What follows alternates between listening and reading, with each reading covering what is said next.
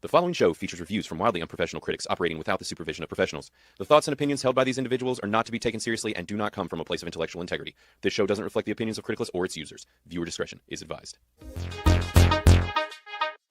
It's time to finally stop the constant flood of filth and propaganda coming out of Hollywood. Fill the airwaves 24/7 with that garbage? We gonna do the same thing. I'm still here, you shit eaters.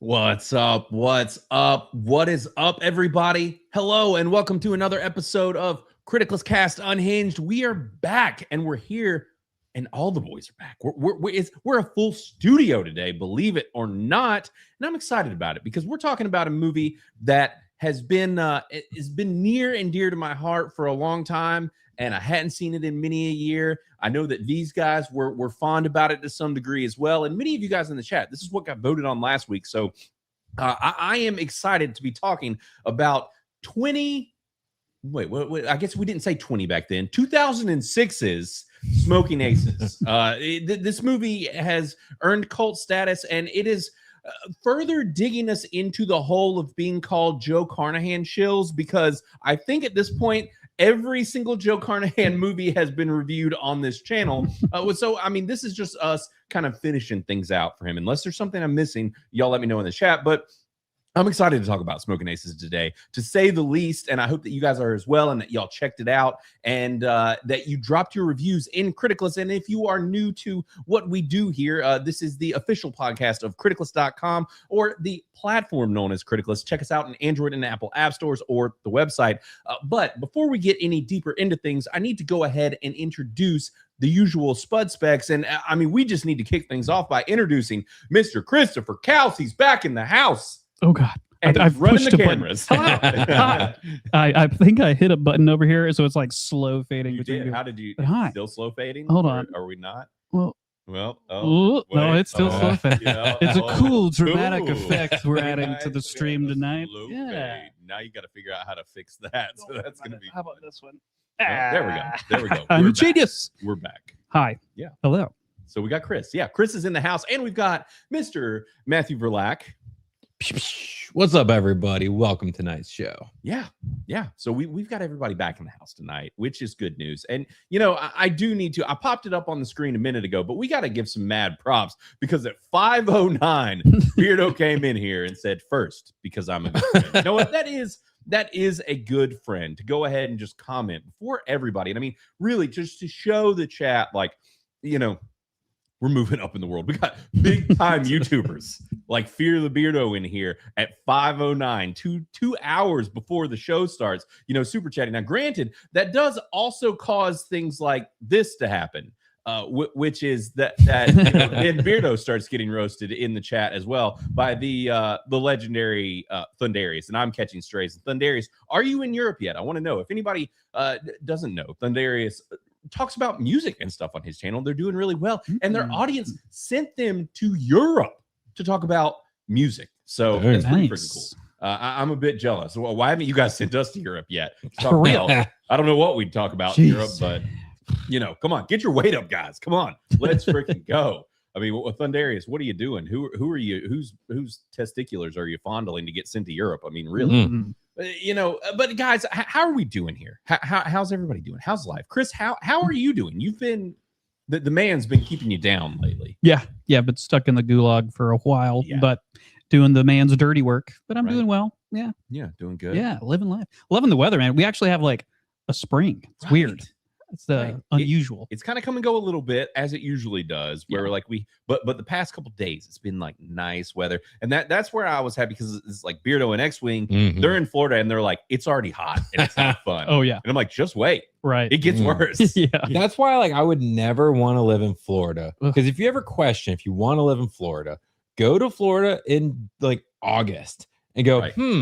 is this fun? Right. Am I liking Right. this? How do I enjoy all these bugs? Yeah. Like, Right. Is this 100,000% humidity level? Is this Yeah. is this nice? Yeah. Yeah. Is this Nope. constant thunderstorms every 2 hours randomly popping up? Do I enjoy this? Right. You know, ask yourself that. Yeah. So Plus hurricanes. right. Yeah. And all the storms. Yeah. The hurricanes, Mm-hmm. as they call them around here. And to answer your question, Doc, yes, this is a Ramones shirt. This is a vintage one. I think I found it in a vintage shop somewhere at some point. But yeah, I have a really cool one that literally in high school my wife got for me as a birthday present. I am too fat for it now, but I do still have it. It's super cool. I remember at the time, because back then you would never pay $50 for a t-shirt because like that just wasn't a thing back then. Oh, yeah. Back then, t-shirts Right. were like 10, 15 bucks. But this shirt was sick because it's a shirt kind of like the one Matt is wearing, where it was a custom tie-dyed Ramones like shirt. That was super cool. Nice. So I'm sure my kids will end up wearing it at some point. But yeah, Yeah. bigger Ramones fan. We love the Ramones around here. So yeah, they're cool stuff. But I don't listen to them as much as I used to. You know, it's one Same. of those things. You Yeah. kind of miss them and the Clash and Right. those old school punk bands. Sometimes I'll Mhm. get in the mood and go back, but I haven't in a little bit. But anyways, yeah, I'm wearing a Ramones shirt. But guys, chat, how are we doing? We got a lot of you guys in here, the usuals at least. We see a lot of y'all, and I see Bob Loves Movies in here. What's going on, brother? Good to see you in here. We got Life on Marshmallows, the always consistent Life on Marshmallows. Good to see you, buddy. Glad to have you here in the chat. And Jay Doge in here saying that he's been on the road. We understand, brother. We know how it goes. So glad to see all of y'all in here, and my Dixie, obviously, as well. It's what you love it here all year long. So yeah, you're in Florida, Dixie. That's hey, listen, More power to you. Yeah, more power to you. That's the thing is, I feel like here a bit more balance. I actually went today and golfed with a golf pro. Oh. Got some lessons from the local golf pro, and he used to live in Florida because that's where all the golf pros are. Right. And he moved up here, and he's like, everyone's trying to come up here. He's like, they're trying to escape Florida. It's a mass exodus. He's like, because there's a lot of good golfing also in North Carolina. Yeah. And our weather's a lot more balanced. We actually have more seasons. Right. True. Yeah. He's like, a lot of them are trying to work their way up. And I see you in here, Doc. What's going on? We got two Docs in here. We got Doc the Butcher and Doc Faithful. I don't say all the things in the middle because I don't know what all those are. We don't say those. You could be saying slurs. If that says anything, about this show is that we bring all the doctors to the house. Mhm. Yeah. This is a very elevated show. Mhm. We're operating on another level with all these doctors in the chat. It's true. That's Plus how- cave titties. Right. I And mean- Cave Titties when you have him in the chat. Right there. Exactly. Yeah, we got him in here. What's going on, brother? Good to see you. I'm sure he's like working on a HVAC or something right now, doing Trying to convince us South Dakota's nice. right. Yeah. Even though he was just telling us it was like -2 there. Yeah. When Like a week a ago. Yeah. bajillion You degrees. can't convince me. Yeah. Yeah. Uh-oh. What happened, my Dixie? All right. So my Dixie member for 7 months says, what the hell, Blaine? You repeatedly ignored my message notifications about my membership renew. Now I'm a pink lightning bolt again. Oh no. You sent me messages about that? What? Oh no. Sorry, buddy. I didn't see any messages. We'll get it fixed. Shoot us an email or something outside of Criticless, or either on X if you're on there, but accounts at criticless.com. Hit me up. We'll figure it out and see if we can do something about it. I don't know if you did it. It depends on where you are subbed through. I tell everyone, if you're a Crit Club member on Criticless, do it through web. Please do it through web. We can control a lot more things. We can help you. We can make changes. Also, you get a discount because we give you guys the discount over there that Apple and Google take from us. So Yeah, we'll and pass on the discount. that's the thing, Dixie. If you did it on Google or Apple and you're trying to change your subscription, I think you have to cancel it and then resubscribe. It's a weird kind of a pain. Google is asshole about it. Yeah. Actually, typically they're the ones that are easy to deal with, but not anymore. With the memberships, Apple is actually easier to deal with. If you have Apple, we can probably control it better. So let me know. I am sorry if I ignored your messages, buddy, but we'll get you situated. I'll get you hooked up. We'll fix it. So anyways, appreciate it, buddy. And anyways, we're gonna move on to business as usual. We kick things off with Culture for Boomers, and I've had a few things brewing. There's a lot happening on the interwebs, and it's time to put our headphones on, make our ears hot, and get into some Culture for Boomers.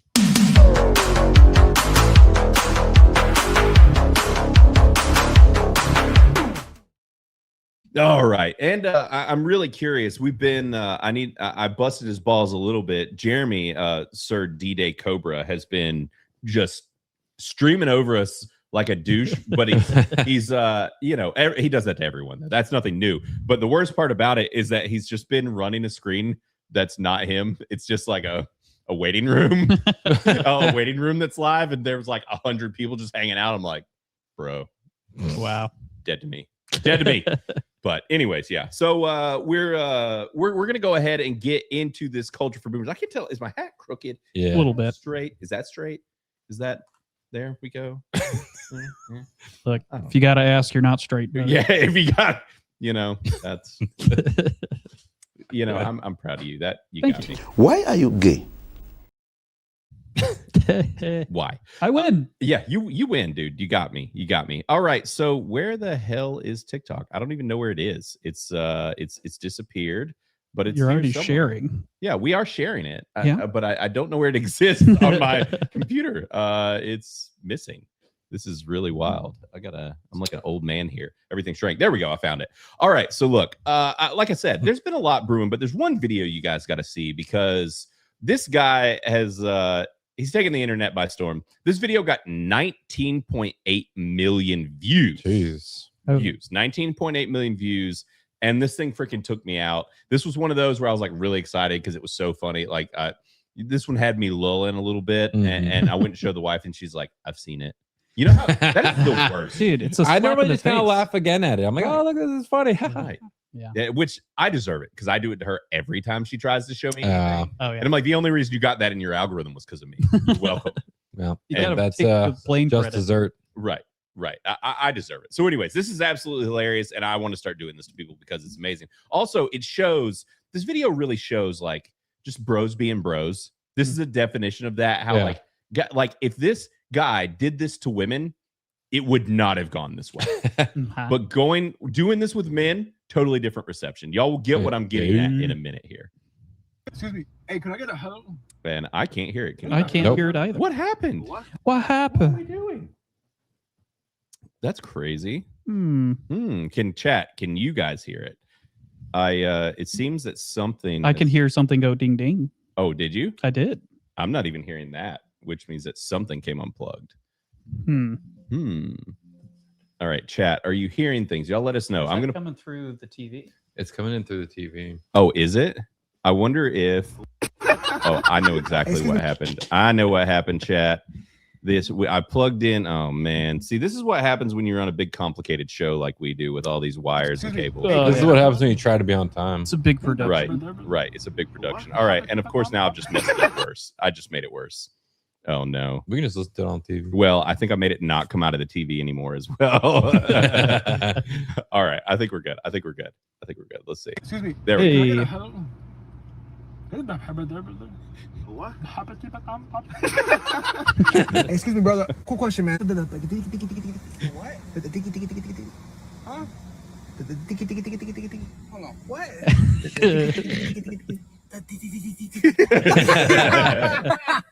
Hey, what's up, brother? Hey, what's going on? Hey, quick question, man. I'm looking for the hoy. Hoy. The hoy. Hoy. Yeah, the hoy. The hoy. Hey, excuse me, bro. Hey, cool question, man. I'm looking for the hankunkunku. The hankunkunku. The what? The hankunkunku. The what? The hankunkunku.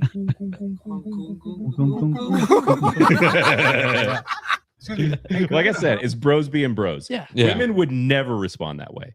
I don't think. Not many. Some. I Yeah. don't know. You.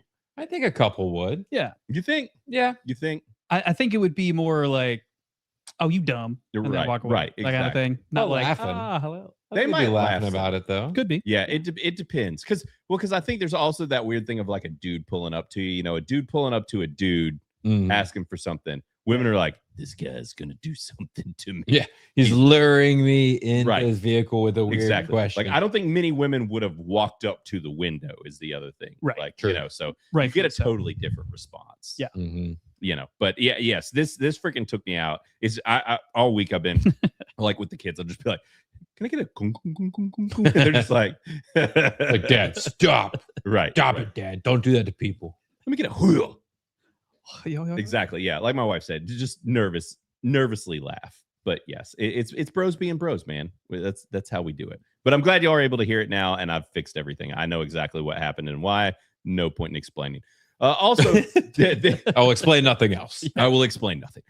This pretty funny, pretty good life hack. 14.1 million, and it solves a problem that, you know. Let's be straight. Black people get roasted for pretty much on the daily. Okay. This guy's came up. I'm with not going to guess. Oh yeah, you gotta could guess. guess. Nope. You'd get it right. But this guy solved the problem. Okay. Not going to do it. Smoke detector broke, so if I hear this bad boy popping in the middle of the night, it's time to leave. Smoke detector broke, so if I hear this bad boy popping in the middle of the night, it's time to leave. It's pretty good. It's pretty good. It's pretty Yeah, good. it was good. Smart move. It is smart. Yeah, I like it. It's like, you know, you hear that popcorn going, you're like, I might die. Granted, I think by the time that the fire starts popping that popcorn, You're done for your whole house might be completely on fire. Yeah. But, you know, still. it might work. Eventually. Now, this Yeah, one, eventually. obviously, to a degree, I think the guy filming obviously staged this. You know, the Sure. guys involved in this video that I'm showing. But everyone around them definitely didn't know this was coming. And I can't imagine encountering this. And it seems like something we definitely would have done in high school. And I appreciate that people are still being wild out in public like this. No. Craig, who's your daddy? Oh, shit. Bruh, who are you? Bye. I thought you were my buddy Craig. Dude, Wait, you actually don't know him? I don't know this kid. No. Craig, who's your daddy? Oh, God. Who's your daddy, Craig?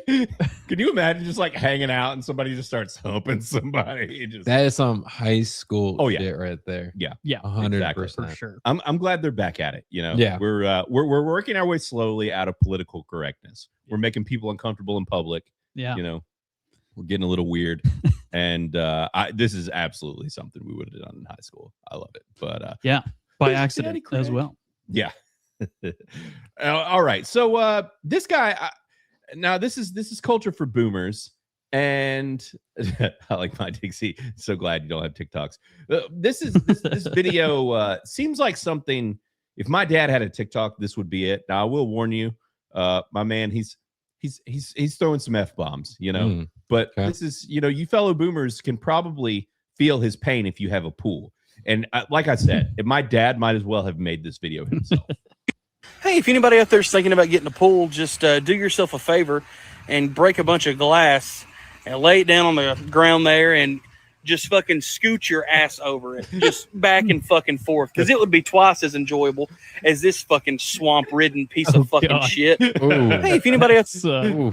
That looks brutal. Yeah. That's a lot of cleanup. Yeah, and I can't attest to it. Like I said, my dad might as Swamp. well have posted this because my dad's pool has gotten this way before. Yeah. And to come back from this is not fun. Some work. Yeah, not a good time.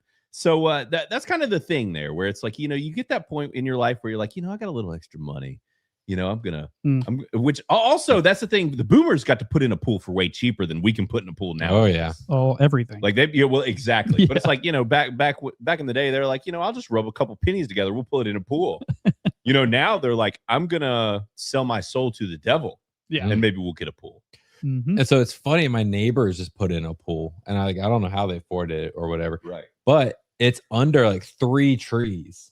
Yeah. And I was just like, y'all gonna have fun with that. But how they counter it is they have 2 different robots. They Ah. clean their pool. Yeah. Oh. They have a bottom cleaner and then they have a surface cleaner. Right. And I was like, well, I guess I'll do something. It's not going to stop all the leaves, though. Dude, No. There's no way. That's the crazy thing about your neighbor's pool is they put a pool in the middle of the damn woods. Yeah. Like, that's a wild. It's a forest. Yeah, that's why I was Zena had, like throwing around the idea, like, oh, could we do a pool here? And I was like, no, never could we do a pool. We'd have to clear out like 20 plus trees to make a pool usable. And it will look like this guy's pool.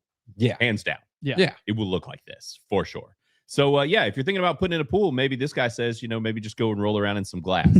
But chat will be happy to know, and we can just go ahead and sound off in the chat with those Jaws emojis from our members, because I have somehow found myself on Shark Talk. Ooh. It's a real place. Shark Talk? Shark Talk. It's a place. It's a place. I would not have guessed. Yeah.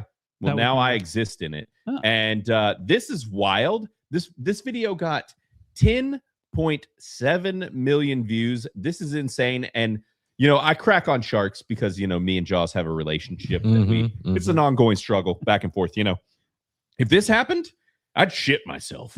I would absolutely have a heart attack and probably die before I escaped. Yeah. Because this is terrifying. Maverick, no! Come on, Goose. Shark. No. Oh, God. Oh, I see Matt. There we go. Doesn't help. Oh. What? Oh, God. Yeah. See that Don't thing? fall. Don't fall. Don't fall. Yeah, don't fall. Good advice. Bro. Oh, my Great God. light. There for you. Run. Run. Would he Go. run? Run. You're going to outrun a great white in the water? Look at that.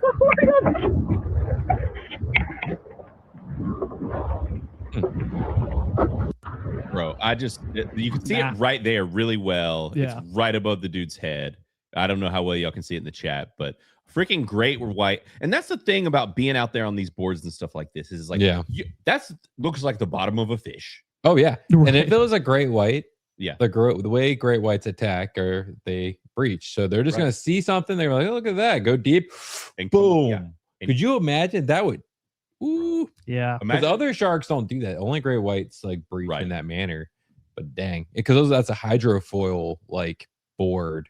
Right. So it has a little bit under the water and the board's kind of like floating above the water. Like, right. It's not touching the water. It's above it, literally. Yeah. Yeah. That's some dumb shit right there. Nuts. I just, that would be absolutely terrifying. And as Sweet Potato Night says, I hate Jaws. I don't hate him. You had Jaws. Yeah, right. I just don't love him. But yeah, I love this meme as well. It's like, why are you laughing? It's just, great question. Because this guy, if you look at his face, he's just having the time of his life. He's like, my best friend's gonna die. He laughs in Just the face don't of fear. die. Maverick, no!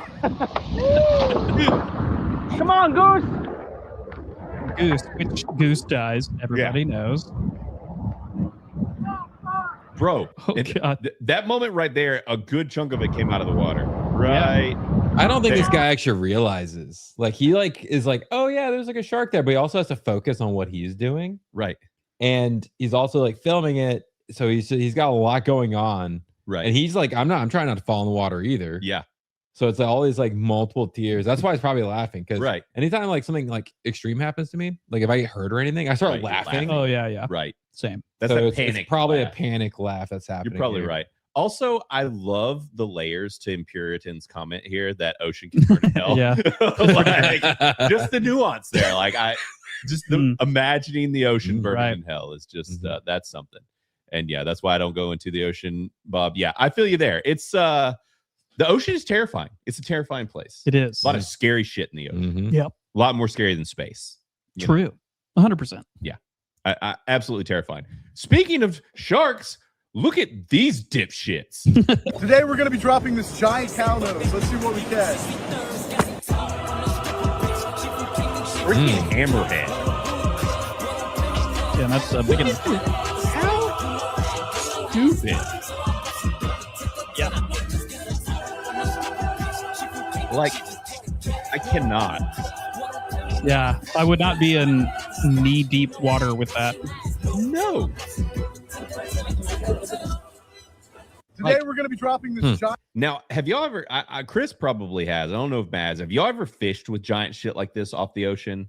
No. Like, Not that big. yeah. No. My brother-in-law does it regularly. Just do shit like this. Yeah. Like, and we've caught sharks. Yeah. Oh yeah. But I'm like, cut that line. Yeah. Cut it. He'll be fine. He'll be all right. TJ's always the one that does the catching, and I'm the one who holds the shark in the water while he runs off and gets something. But they're always like 6 Smaller foot sharks. at most. Right. Like that's the It biggest. was a full-size That freaking was hammerhead. giant. Yeah, that thing was huge. Yeah. Yeah. Just absolutely insane. Like, I cannot imagine. And that's what these guys, so this is Max Sharks. That's what these guys do on this channel. Like, their goal is just to use like giant bait and catch sharks. Like, look at this. On a kayak. On a freaking kayak. Yeah, man. Like, these guys are clearly just mentally deficient. But I've seen that movie. What is it? The Old Man in the Ocean? Whatever it is. Nah. Just crazy. I just That almost looked like the same footage. it could have he could have one. reused the hammerheads footage. Yeah. Well, it was a little different, but I doubt that they caught 2 hammerheads at night. They're probably smashing together different times when they've caught sharks. Because I mean, clear that this is not a hammerhead. Like, that's a different one. So Yeah. they catch different types. That hammerhead was probably just the best freaking thing they've ever caught. Mhm. And so they reused some of that footage. But yeah, that's what. Look at this freaking thing. I hate that they put music to everything. But look at this I freaking hate Joker. music. I don't talk about. That's one of those Is that shark. The saw. sword- saw freaking- nose? Yeah. Saw whatever they shark. are. Like, insane. Crazy. I just no. those things are Hard cool pass. looking. This is Yeah. a great way to get mortally wounded. Yeah. Or have a new best friend. Yeah. Look at that thing. Yeah. I don't see that one happening.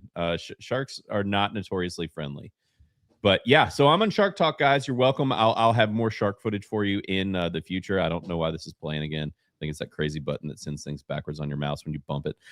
But yeah, so also, so this thing, 1.6 million views. I need to know in chat, like, how many of you guys, like, is this your wife? You know, has your wife? I'll just show it. I'll show it. This lady got sloshed. I want you to know that my nose is tingling and Oh my it's God. 9:10 p.m. and I just left the El Jinetes from having 2 margaritas with extra shot in both of them. Jeez. And I can feel my shoulder blades buzzing right now. My husband's in the vape shop buying me a pre-roll because I don't think I have enough at the house. And The good husband. Yeah. that margarita was good, bro. Mm-hmm. That was a good margarita. I don't remember ever being drunk before. I didn't drink growing up. Problem. My parents didn't drink. I wasn't a drinker. I'm pretty sure this is what people call drunk. I'm pretty sure. Whoa, Yep. we're at I'm pretty 51 sure she's well seconds past already. being I drunk. thought I just started talking. Just started talking. I think my nose is running. Oh, Promise I didn't do no illicit drugs. All I had was 2 margaritas at the local Netflix. I Oh, love no. you. I love you too. Love everybody. Yeah, somebody's getting lucky tonight, At buddy. the No, El she's about to go home No. and throw up. What are you talking about? Yeah, that's you the very well might. yeah. That's the Hey, you those go home, pre-rolls, man. bro. The pre-rolls might mellow it out. You know what I'm saying? Can. You know, that's why. True. That's at least the one smart thing she did. Yeah. That, that too, is yeah, smashed. exactly. I can't recall a time I think in a long time that I've been that smashed. that's kind of what alcohol does. You can't recall. Right. If you get that That's a good point. drunk, you're not going to Yeah. remember. That's a special kind. Yeah. As Bob said, she'll be asleep. Oh, yeah. Fitness throw up. Yeah, lightweight. that's the thing for me too. Yeah, I'll before I ever manage to get that drunk, I'm just like bloated and feel terrible. Like, Oh, yeah. I'm in bed. yeah. Oh, way It's before that. time to go to sleep. I mean, but she did it right. 2 margaritas plus 2, Right. like an extra shot in each. Yeah, If you're talking about like not, you wouldn't be that bloated. right. Probably need like 2 more of those, but to be like that level. But Yeah. That's that's the way to do it. I would love to get there that fast. Shoot, yeah, I've like- never ever Yeah. gotten drunk that Right. quick. Even when I didn't drink much, I could never 2 margaritas wouldn't send me to the moon like that. Not like that. No. That's special. Yeah. Now, I found the perfect clip for Culture for Boomers. Because this is the most boomerly thing I've ever seen, And like when people are like, when boomers always flex on everybody, like, wow, they're so hard. Yeah. This is an example, and I freaking love it. Are you sorry, sir, that you brought your son along to see Alien? No, ma'am. I think he should have seen it. It's something that he needs to know that things like that could happen in life. That could be a true story. Based on science. We never know what's going on the outside of the world. That's true. We never Did the know. movie scare you at all? Yes, ma'am, it did. We take him to see a lot of horror pictures and things like because we like horror movies. We're horror buffs, I guess. Would you recommend to your little friends who are your age to go see it? No, I wouldn't. Are you sorry, sir, that you brought your son along Literally to see the Alien? best part. Would you recommend this to see your friends? Yeah. No, I'm scarred for life. Yeah. Right. I'm Hey, he's handling it very well. Yeah. Right. Right. Yeah. He's holding together pretty well. But yeah, it's if he thinks this is bad, just wait until they take him to see Nightmare on Elm Street. Then he's Yeah. poor kid's never ever gonna sleep. Or The Void. Right. Right. The bullet. No, my Dixie says he got called the a boomer bullied. this week because you hate the Mandalorian. That's listen, there's a lot of reasons to get called a boomer. I don't know if that's a good one. I think if you hate the first season, maybe first 2 seasons of Mando, I can understand a little shade. Sure. But once Lizzo shows up with Jack Black, you're allowed to hate it. You're allowed to hate it at that point for sure. I forgot they were in that. Do what? I said I It's so forgot that they were in that. forgettable. Oh yeah. Well, it's because the Everybody last forgot that. season of Mando was horrendous. Yeah. Actively bad. Yeah, I mean, I feel like what's it called? Played into it. Boba. Right. Book of Boba. Book of Boba. was trash from start to end. God. So With one good episode. yeah, which The Mandalorian. it was episode. Mandalorian. Yeah. Yeah. But y'all sound off in the chat. Did you guys see what was your first horror movie? How many of you guys saw one of these like this young? Because that was yeah. Didn't you have a similar experience? Wasn't there know- some movie you shouldn't have watched at your age if it did? Yeah, I actually think it wasn't because of my parents or anything, but I think it was Nightmare on Elm Street. Okay. But like I'm pretty sure that I saw that and it was like it was like one of those times where your parents are like get cable for free and you end up also having HBO. Oh yeah. So you get to see like the R-rated version of something like that, and you're seeing like Johnny Depp get folded in half in the bed, and there's blood spraying everywhere. yeah. And that it was that scene I literally remember, and just like, oh god, like that one I saw, and I was pretty young when I saw Yeah. it. So yeah, I think that was God, I think the first horror movie I saw in theaters was like Saw 2. right. Because I didn't like Saw. I didn't like horror in like high school. And then a group of friends were like, we're gonna go see it. And I couldn't be the one person to be like, I don't like horror. And so I went and I saw it, and I was like with a group of people who were laughing at it. We went to like the dollar theater. Like we called it the crack theater in high school. And so we were just like all laughing and hooting. And I was like, okay, I like horror now. And then I went and started watching horror movies after that. Nice. Yeah, that's I see 2 of you guys in the chat saying Gremlins was your first. Yeah. That's Honestly, that could be one of my first ones. I was 14, 13, I guess. Right. Not like super young. right. And that's not like hyper horror. That's like a good intro. I wouldn't horror. call that horror. Right. Yeah. I one of the early ones we showed Clark, which I loved, a fantastic one to start with because it's PG-13, but it's also terrifying, is Drag Me to Hell. Great first horror movie because you're like, look, it can be terrifying and it's not even that gory. Like Drag Me to Hell's a good one. It's a really good one. Also, I see Beardo's back in the chat, says, yo, what up, bro? Hey. Good to see you in here, man. Hi, Also, I see Big Phrase calling me Discount X-Wing. You know what? It could be worse. I could be called, you managed to one-up that and call, wait, where'd it go? I gotta find it. Holy shit. It was fantastic. Autisto? No, Discount Mo Zamboni. That's, listen, because Mo gets called Discount Beardo. So that means you're 2 steps removed, Matt. You're 2 steps removed of Discount. Yeah, that's like that's like super team move. You're wish.com, I think. Right. You're like wish.com when you're That's right. Zamboni. I'm the knockoff of the knockoff of the knockoff. Right. Which Mo's he's in the doghouse right now. So he's got to dig himself out of the doghouse because he screwed up the other day. So I haven't seen him in chat in a while. I hope Mo's doing good. We should have him here in the studio soon again, I think. So yeah. And Sean Leash, see you in chat. What's up, buddy? see my Dixie knows what's up. Upscale X-Wing. That's what I want to see. Well, you are a higher number, right? Aren't you? Right. X-Wing 7 6. or 6? It's the higher number isn't worse. It's better. Exactly. That's it. Which honestly, even us just saying that will probably like summon X-Wing in here to talk shit. So, and no mo ping. Yes, exactly. So got a few more things brewing here. I saw this, so you guys have to. I don't even know what the hell is happening, but you're welcome. 1.9 million views. It's something. Celery, I got somebody that wants to meet you, and he won't hurt you. Don't worry. But I will, Celery, because I'm Celery Man. Celery, I got somebody that wants to meet you, and he won't hurt you. Don't worry. Why does this feel like AI? Because I'm Celery Man. But it's not.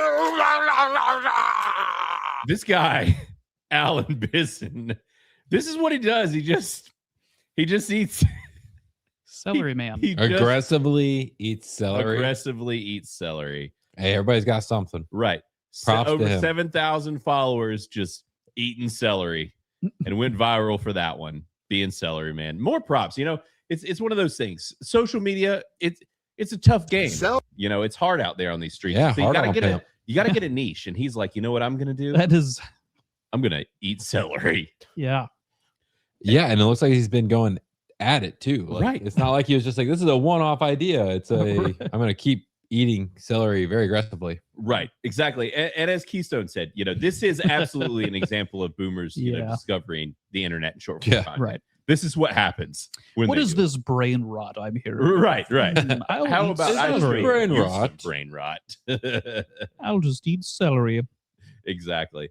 So yeah, I just saw that and was like, I just need to punish everybody with this because I don't even know what's happening. And my Dixie said I don't like celery. Yeah, I don't either, dude. Celery is just like it's like dirty water vegetable. It's good with wings. Dip it in some ranch. Peanut butter. Also good with peanut butter. Yeah, I love dipping them in peanut butter. Yeah. I just don't. I don't know what it is, man. I don't. It's crunchy, so it's nice. It's got a nice crunch. The strings are bad. Don't care for the little strings, but other than that, it's fine. Right. Lane just doesn't like vegetables. I mean, I kind of don't. I'm not a big veg. You don't like broccoli. Give me some meat. Yeah. I'm a man. I don't eat vegetables like some kind of pussy. Are you kidding me? You freaking boomers.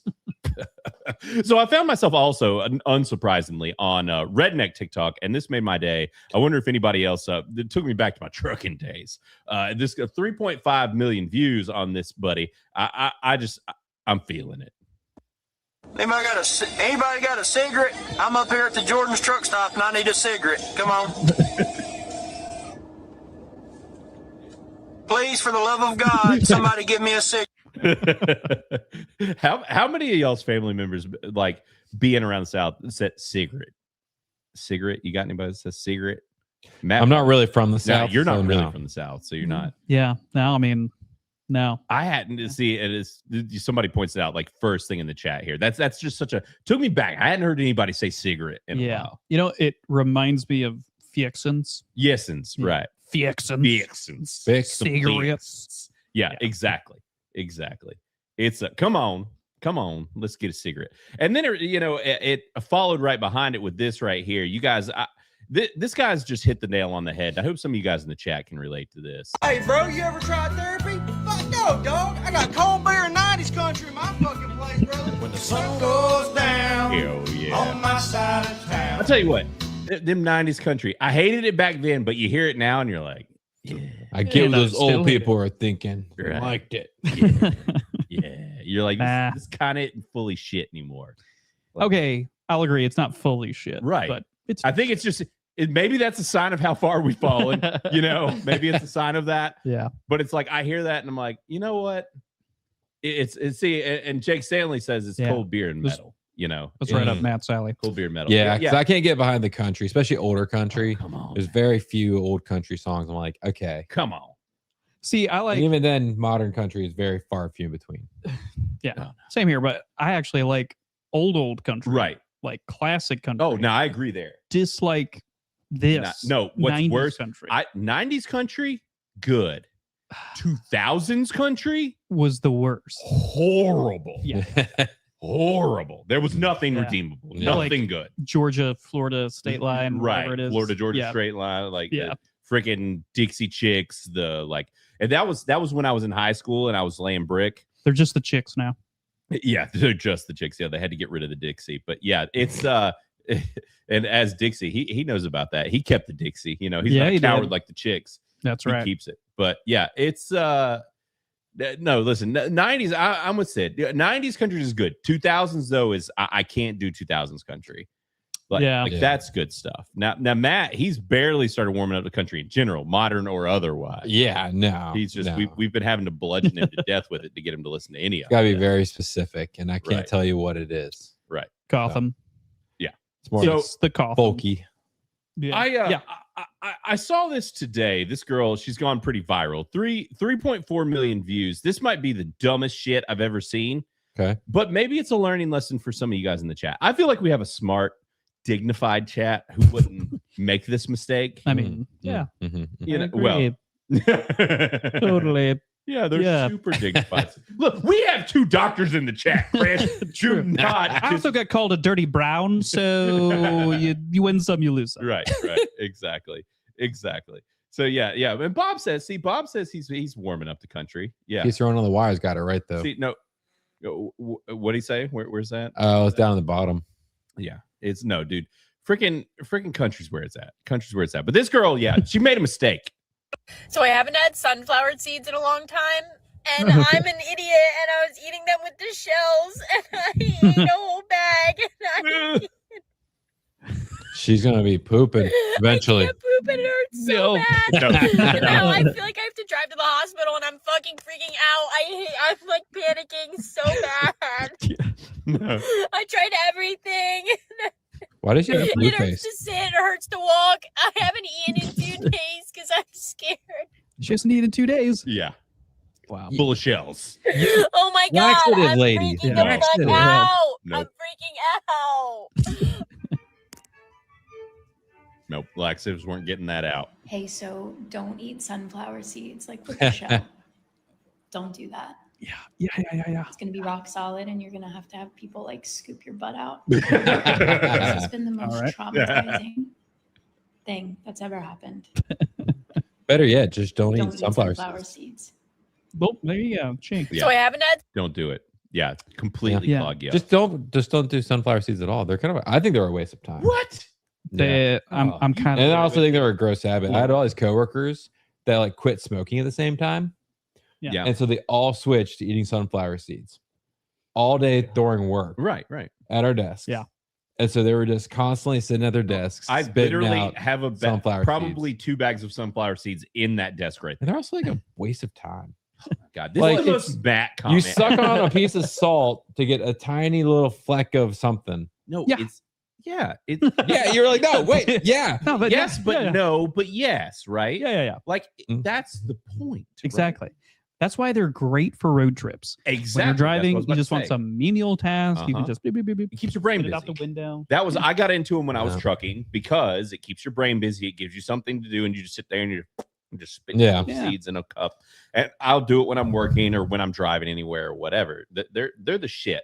But yeah, as Sid said, this is a take. It is the most Matt take. This is like so another if just to correlate on like Matt-isms, you'll start to figure out. So like Matt also won't buy wings because the pound for pound dollar cost per wing. Like I feel like this is the same thing. They want to charge you like $1.25 for one stupid wig. And that's a good deal. That's a damn that's good the deal. problem.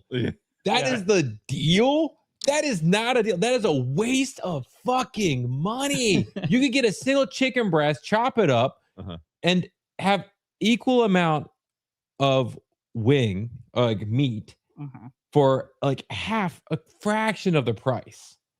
Sure. It's such But it's not a waste wing, of though. money. Yeah, because they've hooked us. Because back in the 90s, it was like 10-cent wings. Matt's and now like- it's $1.50 a wing, and you're wasting your time. Well, okay, hold up. So let's just use this in relationship to steak, right? You don't always get steak, but I would pay $20 a pound for steak at the store, right? Because I want a nice, It's just A a thing treat. you like to eat, right? It's like, Yeah. but you clearly just don't appreciate wings enough to like. They're not worth the price. See, well, that's the thing. Or you go buy them in the store and cook them yourselves, and then they're worth it because it's like $10 for a giant bag, and you can do it yourself. If you're really that, I cannot fathom buying them out. Yeah. It's like a sheer waste of money. They'll be like, here's 6 wings for $15. And I'm like, this was a waste of money. But was it good? Did you? Probably not. They're probably dry. You're probably like, what the See, that's fuck the thing. was Matt this? would never know because he sees them like, I'm not fucking doing that. I'm not wasting my money here. Yeah, I'm not paying that. No way. See, I feel that way about chicken tenders now. Like, I feel the price of everything has gone up so much. I feel like I looked somewhere. I can't remember what restaurant it was, but it was like for 3 tenders, it was like $10. And I'm like, in what world are you spending $10 for 3 tenders? Our world. Right. Apparently. Thanks, Obama. Well, yeah, that's the thing. Everything's outrageously expensive now. It used to be $1 per Yeah, wing. but chicken wings have always. I remember back in college 13 years ago being like, why are these so expensive? And now they're just even more expensive. Soon they're gonna be like $5 a wing, and you guys are all gonna be like, yeah, this is reasonable. I'll get 2 wings, I'll be full. Like the price of anything out there right now is not reasonable. it You doesn't just really- kind of gotta smile and grit I it. have good news for Matt, bad news for life on marshmallows. He agrees with you. Because we're right. Like I said, bad news for life on marshmallows, but it's good that Matt has Mo's someone to Bioni's agree here. with, you know. It's good that he has. Speaking of Mo, I think I saw Mo. Yeah, Mo is in here. He's been lingering around. I've been popping his chats up. Called What up, Mo? Matt something. Yeah, we were talking about you earlier. But Leo yeah, gets. Leo gets. yeah, I don't know. That's a, Someone in Lethal Weapon 2. I don't even know the last time I've seen any. That's an old person reference. Right. Well, let's know. He's like 10,000 years old. So yes, it would be an old person's reference for sure. Yeah, that's the thing though. Like Keystone's pointing out, you got your purist, for your boneless, and then your because that's the thing is like boneless is that's a chicken nugget. It is, but also I like them. I do too. I agree. They're chicken nuggets, and I'd rather those over. You get more meat. You get more meat. Now They're quicker. They're easier. But I'll say, like my wife said, the meat is different on an actual wing, and it is better. Yeah. Like on an actual wing, it's a different meat than a chicken breast. You're right. Yes. Like it is a better wing. But also like period. Just eat steak. Yeah, just eat steak. You know, you could just eat steak. Fair At this enough. point, with how expensive The wings hell are. with all of it. I'm just eating barbecue. I mean, well, There you yeah, go. you can do that. Yeah. My problem is pork makes me feel a little bloated. It's You got some bloaty issues. yeah, I do. I probably need to. Somebody, you know, who does that? Didn't need to bring down the mood. Yeah. I mean, I probably need to go get it checked out. But like, also, Hey, do I look like a bitch? do I look like somebody's going to go to? you know, we're almost at that magical age of Right. the old the old finger up the oh, beehole. yeah. So yeah. yeah. I don't want to do that. I don't either. I don't want to do that. I'm good. I'll I pass. thought they decided you didn't have to do that or something to test it anymore. Right. I think I saw something recently about that. Chris They is could do going like to go in. They're going to be like, listen, prostate exam. We don't need to do it. Chris is going to be like, Dang it. you feel about that? I wore my assless chaps specifically for this occasion. I came prepared with my assless chaps. Yeah. I was ready for it. I've been And- stretching out my anus No. all week. Gay! Yeah, pretty much. Now, I did want to show this. I meant to show it on Bro Science the other day, but I thought this was pretty funny. My wife's here in the chat. I wonder if she agrees because I saw this and I feel like I kind of like some of the chat would relate as well. This is pretty good. You know you can open up. So the whole thing is, you know, when you finally open up to your wife, right? That's the meme here. You know you can open up. It's just that I'm a man and, you know, we're supposed to hold these things in. Look, I'm not going to see you any differently. I'm here for you. Do you really mean that? Yes, I'm really here for you. All right. Well, it all started when my pet tortoise, I thought he could swim. Wow, this guy really is gay. He's such a little bitch. You know you can. That's got him. why. She trapped him. Right. Yeah, that's why. You just hold that in for everybody. You hold it in. You don't want her to think you're a bitch. You know? Yep. Can't let anybody know. Yeah, you can't let anybody know. You just keep it inside like a real man. Yeah. You know, you start letting those feelings out. I can't imagine a tortoise dying though. I love we pull it Turn up me and Impuritan's instantly like, that's Piper. I love her. I love her. I've never even seen her before. Yeah. I don't think I have either, but this is Piper. She does things on the internet. So Yeah, exactly, Bob. That's why you don't say shit. You just hold it in. You let it fester. It makes you more of a man. You know, you gotta just gotta hold it all in.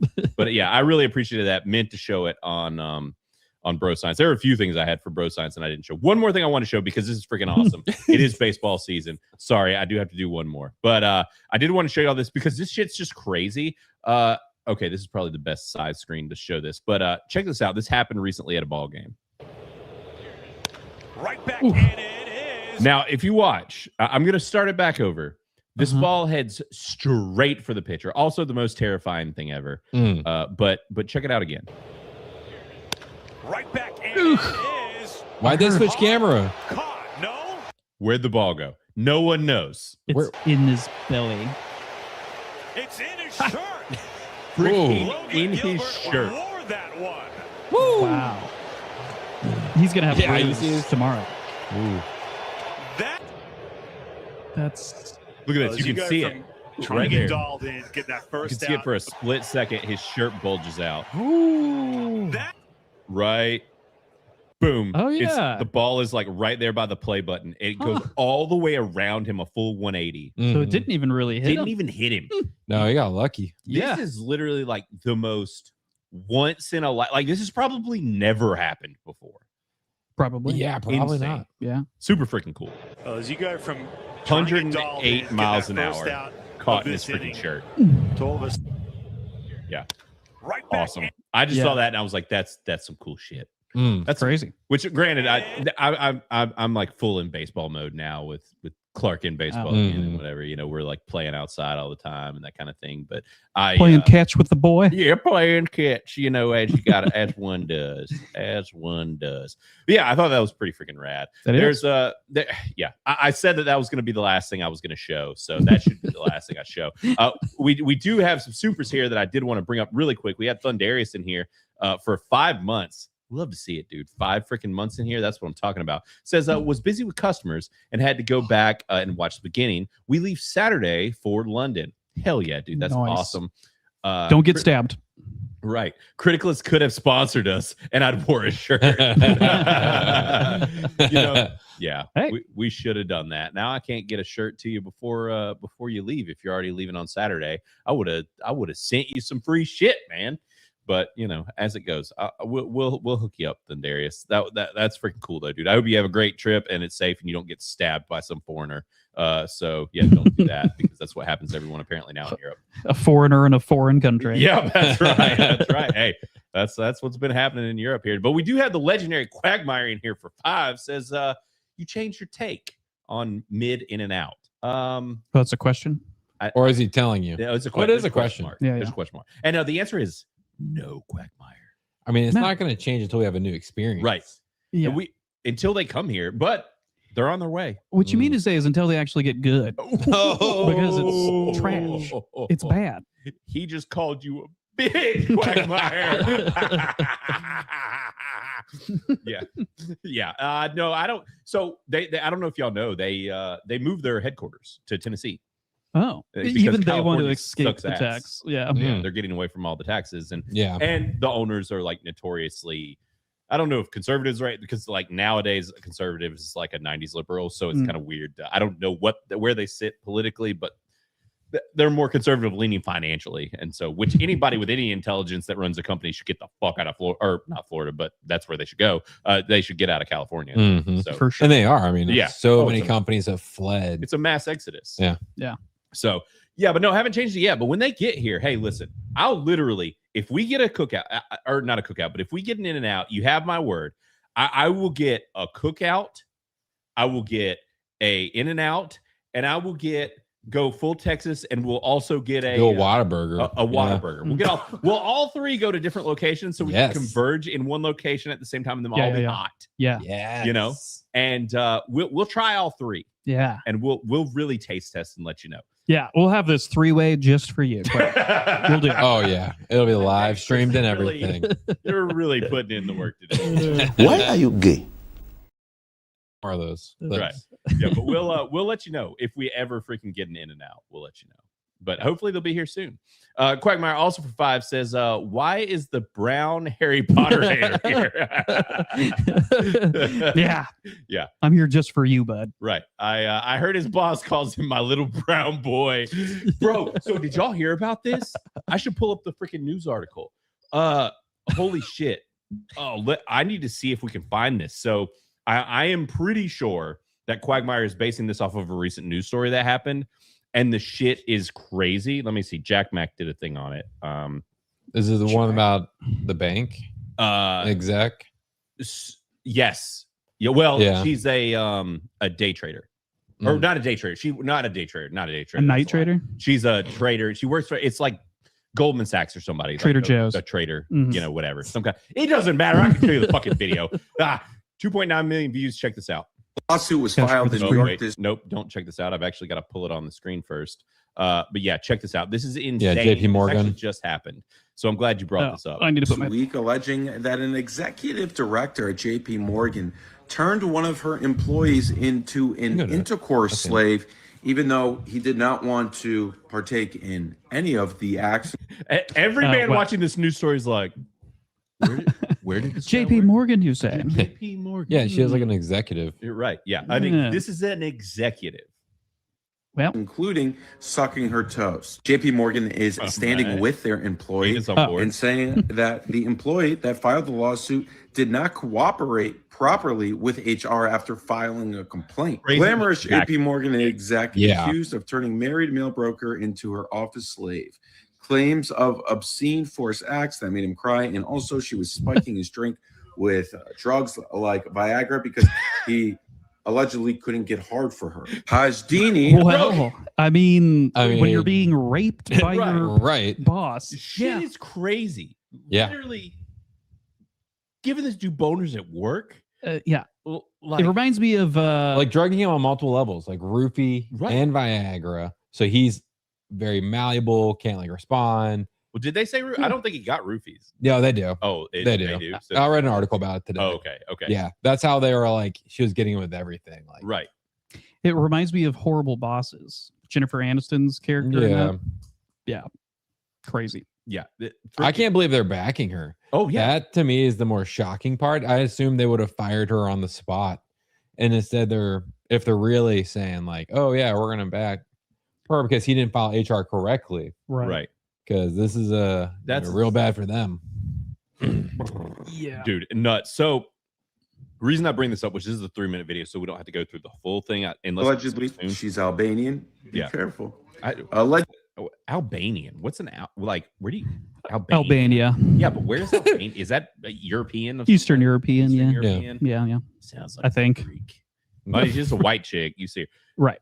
Allegedly ordered him to suck her toes, pushed him to the ground, and sat on his face, berating him when he was unable to sustain arousal. Hajini has been at JP Morgan for 14 years. She's been an executive director since February 2021. The lawsuit also accuses JP Morgan Chase of enabling the alleged abuse and retaliating against the banker after he reported, claiming the firm placed him on involuntary leave, destroyed his reputation, and allowed threats against him to continue while Hajdini and others went unpunished. There are some pretty unbelievable This is in this. wild. Doe said in complaint that Hajdini invited him out for drinks, but he declined. In response, she allegedly said, "If you don't F me soon, I'm going to ruin you. Never forget, I effing own you." According to the lawsuit, Hajdini said, "Do you want to get promoted at the end of the year or not? Do you want a future at JP Morgan? It's that simple. I don't know why you're fighting this." Hajdini then allegedly removed her shirt, began fondling her breasts, and racially insulted Doe's wife, remarking, "I bet your little Asian fish head wife doesn't have these." I bet she doesn't have these cannons. Damn. Wow. Bro, this chick is freaking. She's nuts. cuckoo for Crazy. Cocoa Puffs. Nuts. Right. She definitely has a huge power trip. Oh yeah.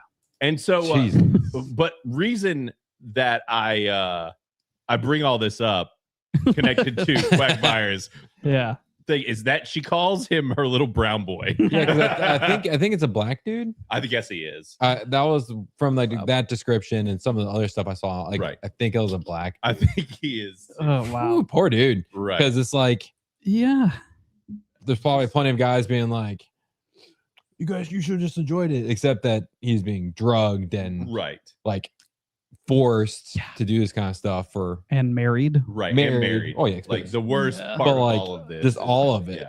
Yeah, freaking insane. And the fact that they're backing this chick is nuts. They're gonna back on that real quick. Now it's hit the news. Oh, dude, yeah, they're freaking toast. yeah, I was waiting for that. Yeah, my Dixie, are they hiring me? The number of dudes that asked that, and yeah, apparently my wife says they have a major mafia. So she very well might be. And Dix, her Quagmire says he's an Indian with dots. So yeah, but I just and Bob, we're gonna get an application. Yeah, like I said, the number of dudes saying that, it's like well, she won't be working there. So I bet JP Morgan or DP Morgan, bro. Yeah, I just cannot like. Which also though, it's like if it was going to happen in any industry, by like a banking woman, industry, of course it's the freaking banking industry. 100%. Oh yeah, like not surprised. Oh yeah, not surprised. Not freaking surprised. That's just, but that is insane. Like I can't. You rarely hear it going that, which and really you don't hear much going the other direction just because of how things have changed so much. But we're in a place now where a lot of women are in very high positions. So of course it's going to happen to some Eastern European chick that's a freak. God, golly. Well, it's just that power trip. It just goes to your head, right? Yep. And you're all of a sudden like a manager of people, and you're like, I have this power. She's like, I'm gonna give you. And she's just like, Sit I'm on gonna your face. force you. Yeah, the premeditation for all of that's insane. It's not like a late night fling or something. It was like I've premeditated. Oh, I've yeah. got roofies, and boner pills, and like I'm threatening you across the board in all different ways. She's really been into this dude. I know. Really, like he must have just like he must be the freaking Rizzler. Like this dude must have all the Riz. I would be willing to bet he is pretty average. Oh, right. It's the polar opposite. Yeah. Just like, he's just Well, because that's how she was like, I can control this. Right. You're Like, the this most is gonna be mild dude. I've got this. Yeah. I think you're probably right. Still, absolutely nuts. I saw this earlier today, though. Nuts. And meant to like it, and I'm glad Quagmire brought it up for our little brown boy.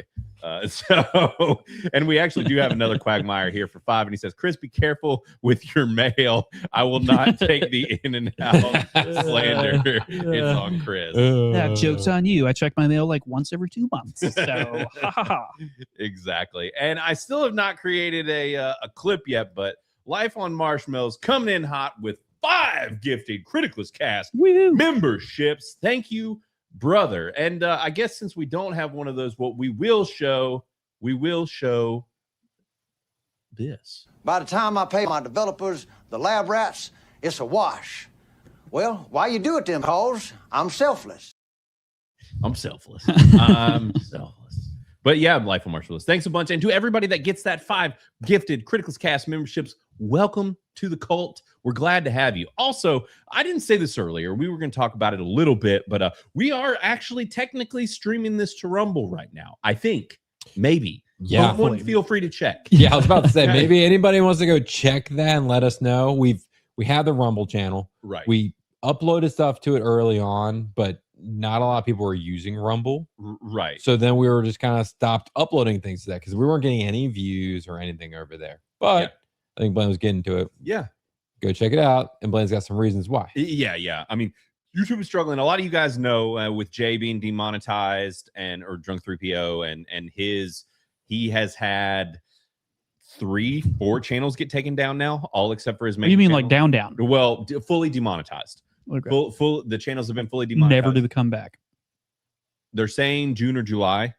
He should get monetization back, maybe. Yeah. But this is a lot of people's main stream of income. The other big thing is it's not just like this isn't just happening to Jay. This is like to the point in which on X today it was a high trending topic of like it was weirdly kind of just our community, but what we think was that it was a hit job. So basically it got accelerated in our community because some people were putting hits out on channels basically to make it start happening faster. And now it's happening to other people because essentially what is happening is YouTube is they have done their AI, and their AI is running roughshod on all these channels and basically flagging everybody's channels and demonetizing freaking everybody. And so everybody's being super careful, and it's just all out of pocket. And actually, yeah, Mo definitely knows because he's heavily tied in with Jay's channel and does a lot for that. And as he said, it's totally garbage, but he says all because of one little hobby channel that he had and caused the dominoes to fall. So yeah, so Jay literally has had a singular channel that was a hobby channel that he didn't even really use. It was kind of more for himself. He was just kind of posting random shit. Yeah. And what they're doing though is they'll hit one channel, they'll demonetize it, and then the AI starts scraping your other channels, and it just starts demonetizing any channel that's under the same email address. And so he's had all of these channels, which they all have to be tied to the same email address. You could technically because have different email addresses and different channels, but most of us, the smart thing to do is to the least complicated thing. Right. The least complicated thing is to have them on different email addresses. And now everybody's like, should I have a bunch of different email addresses with a bunch of different accounts? Whatever. But now a lot of people are starting to use Rumble more, and they're starting to use Kick, and they're starting to, or well, at the very least, stream other places. Yeah. Literally everybody is just like paranoid about their shit getting taken down now. Sure. Everybody started changing how they operate, and it is just it's a mess. So and yeah, as Puritan said, how can we help fix it? Yeah, YouTube's got to get their crap together. But the big thing is to watch on X. A lot of the guys, what we'll do is we're tagging Team YouTube, and that's their human thing. So that's the other problem, is that they did what a lot of these companies are doing. They're bringing in an AI system, and then before they're really even testing it properly, they are getting rid of a shit ton of people. Supposedly, YouTube has laid off or gotten rid of a lot of the human staff. Yeah. And that handled this type of stuff. Yeah. And so no humans are looking at any of this shit. And so no one can back check it. The AI is fucking stupid, and everybody's channels are getting taken out. And the craziest part about all of this is it's hurting YouTube. It's losing YouTube money. They get 30% of everything that happens on these channels. Yeah. And if you are demonetizing the channels, one, you're desincentivizing them from streaming, because they're like, right, this I'm is not how going to I get make my money. paid. I'm not getting paid. I'm not going to fucking give you content for free. Right. Because they're still going to put ads on it. Right. And exactly. They're still going to put ads on it. And so that's the thing, is that either way, YouTube is just hurting their bottom dollar. And I mean, Jay's Welcome to the Rebellion channel has been in the top 10 most super chatted channels in the US. And they freaking took his channel out, and he still can't get anybody's ear to get his stuff back. Yeah. So it's not good. Not good stuff. It is a mess. And Life on Marshmallow says we're live. So that's from Kick. No, that's from Rumble. I mean, Rumble. Yeah, We're so not we can only go live what I 3 meant. places with StreamYard. So we chose YouTube, X, and Rumble because I wanted to try the Rumble. It's a little more complicated, but I just wanted to see if I could get it to work. So we are live on Rumble. Good to know. Yeah, and as Life on Marshmallow said, flags could have triggered a AI like recency bias, because they definitely have recency bias. There's a lot of mess with this. Also, there's the whole thing going on with the quartering, and so people are wondering if his followers had basically flagged some people in our community, which triggered the AI to act a little faster than some of these other. So you mean like a bunch of people just came and reported Right. like a channel for something? Right. And so that's the ongoing theory of what is happening. So it's a mess. It's not good. And we're gonna continue. Obviously, like, YouTube's been the thing we've been growing as long as we can stream here. We're gonna do it, but we're gonna start doing our lives also on Rumble. X, we don't make money over there, but we do it because it usually signals to people that use X. It's kind of like, hey, go check us out on YouTube. Right. So we'll probably keep doing that, unless maybe we ditch X and do Kick. Y'all can let us know if y'all want us to do it on Kick, but I don't even know how monetization and stuff works on Kick. Anyways, that's what we're doing. That's what's happening. We're on Rumble again. What did I do? Yeah. Damn it, Chris. Yeah. What did you? What did I do? Oh, I flagged everybody. Sorry. Oh, you I flagged. forgot I Yeah, did that. that was it. Yeah. Yeah, It was me. I brought him down. It was for being a little brown boy. Yeah. Fair enough. That's what it is. But granted, in this light, we make sure to wash you out. You're not quite as brown. So, Yeah. we save you from Whitewashing even me, the white man. Exactly.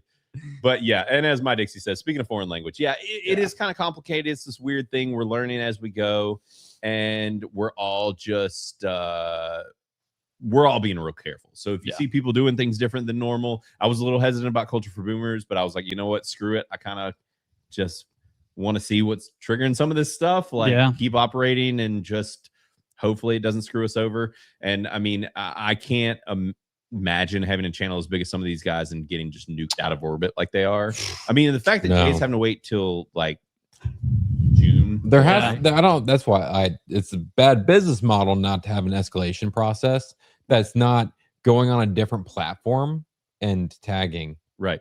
Because that's just crazy. Oh, it's a mess, and YouTube's going to have to get their shit together.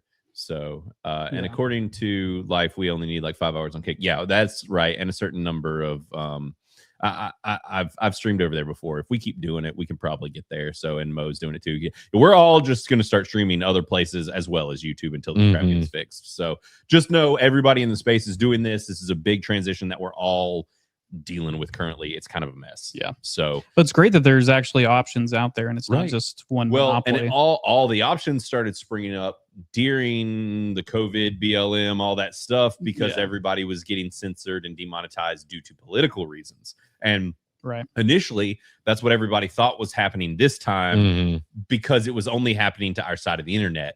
And then we were like, no, it's probably our side, one side of our side of the internet doing it to our side of the internet. Right. Like this weird infighting Just kind of stupid. shit. Like just so stupid shit. Stupid shit. Yeah, exactly. And so we're all just being careful, and it seems like, you guys are commenting over there on Rumble and stuff. So good to know it's working, and hopefully the stream stays up. And now that I know how to do it, it's not that hard. I had kind of overcomplicated it a little bit. Like we had already had it set up from back when we used to do stuff. So I was able to get it to work, but it's an extra step. It's whatever. So we will definitely keep doing that, and everybody else is as well. But the AI is out of control, and they've got to fix their stuff. It is an absolute mess. So yeah, Granola, it's some bullshit. So anyways, really quick, we'll dig into a little bit of water cooler chat here. So or maybe we'll consider it news. We'll consider it news. And I need to actually change some screens and stuff here and remember what I'm doing. Do you remember? So let's see here. There was a few things happening. I wanted to ask you guys about this. I mean, while we're trying to get our stream taken down, I might as well just show a trailer. So when I don't all know else if you guys fails. have heard. So Zach Krieger, the guy who did Barbarians and Weapons. Oh, yeah. He has a new movie coming out. That new movie is Resident Evil. There has been a shit ton of speculation about this movie, what it was going to be, how it was going to be handled, just all of it.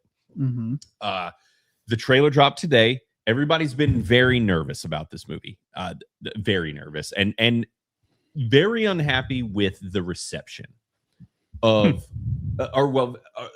the news that he has been letting out. So essentially, he's been saying this doesn't. Well, let me walk this back.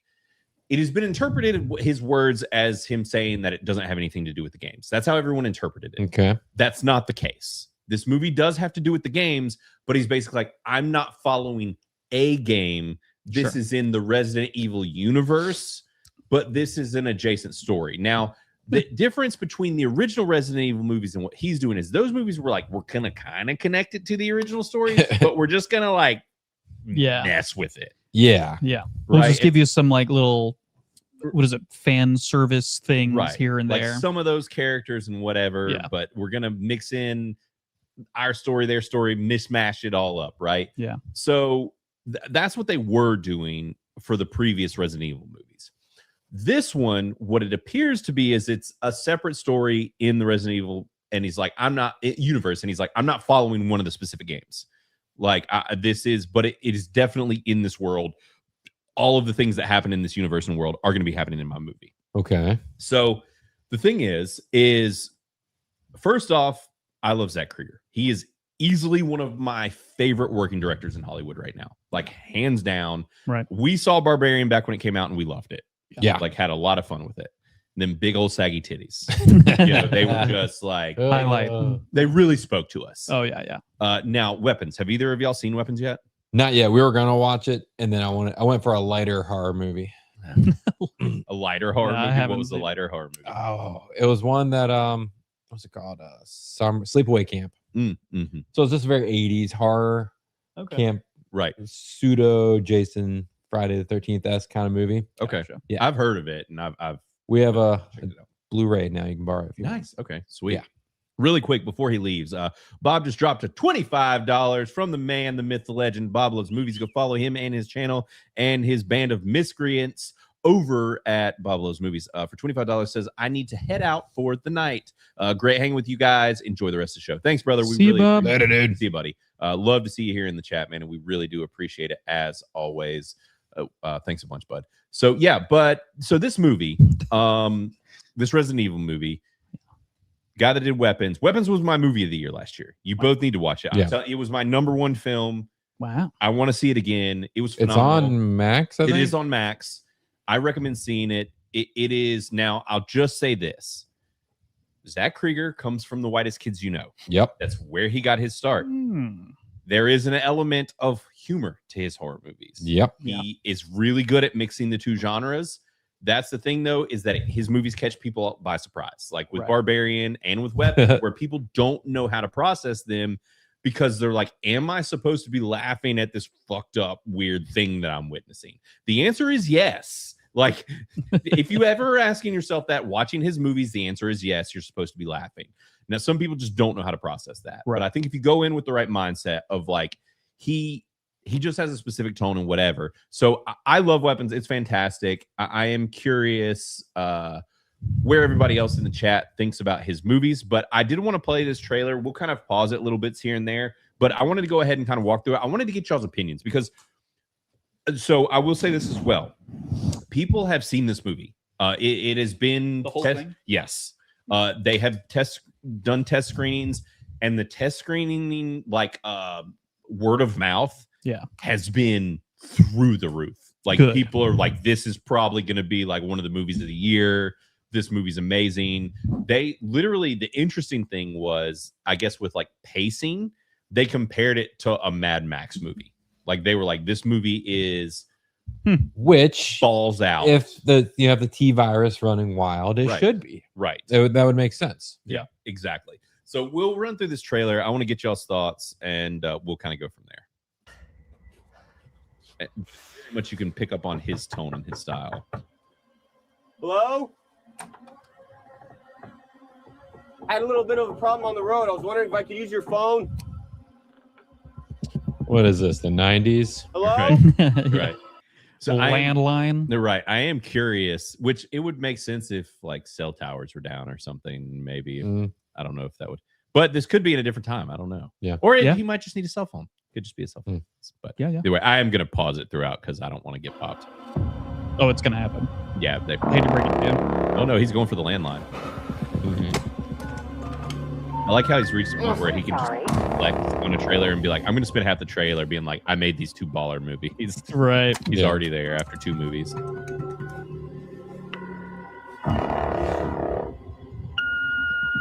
Hey, babe.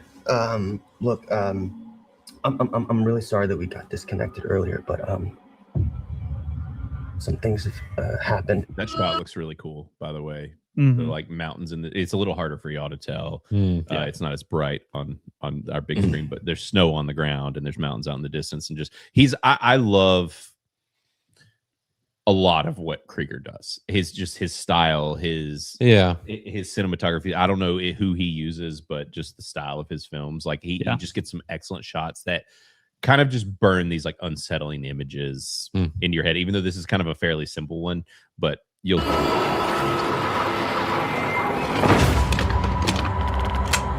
I'm in like a seriously fucked up situation right now.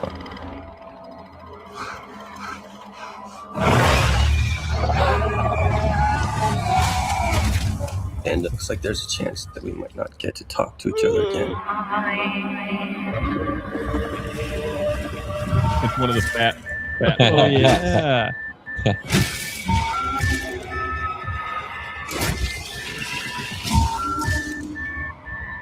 I just wanted you to know.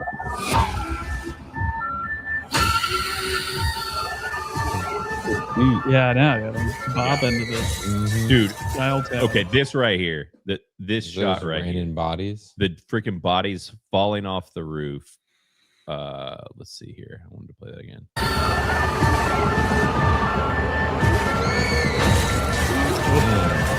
That's some good practice. I love you. Yes. Yeah. So that's what I was going to say. All the reports for this movie are that it is full to the brim of practical effects. Hell yeah. Well, I'm on board. Right. Yep. When's it come out? This year. It's, yeah. Let's Did it see. say September? I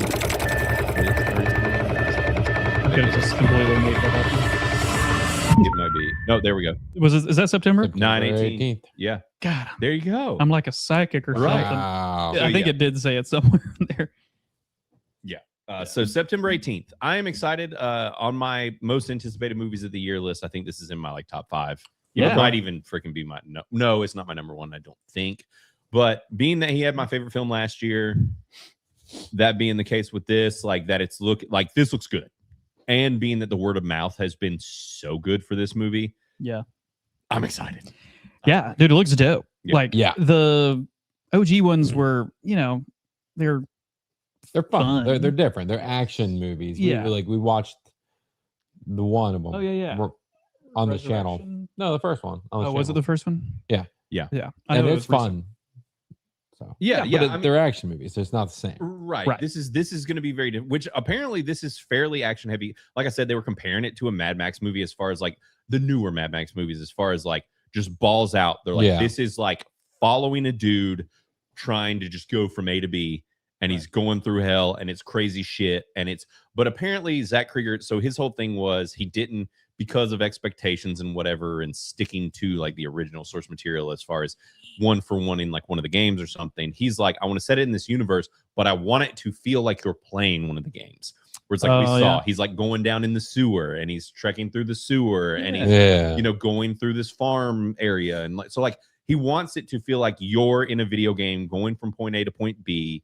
And he wants it to feel like a Resident Evil game. He wants it to be set in that world. He wants it to have the Umbrella Corporation, all this shit, but separate enough. So I'm all in. Yeah. I'm excited, but I know that there's people that aren't. So sure, that's fair. I get the whole, a lot of people were coming from the standpoint of like, just don't call it Resident Evil then. Just make it your own thing, like whatever.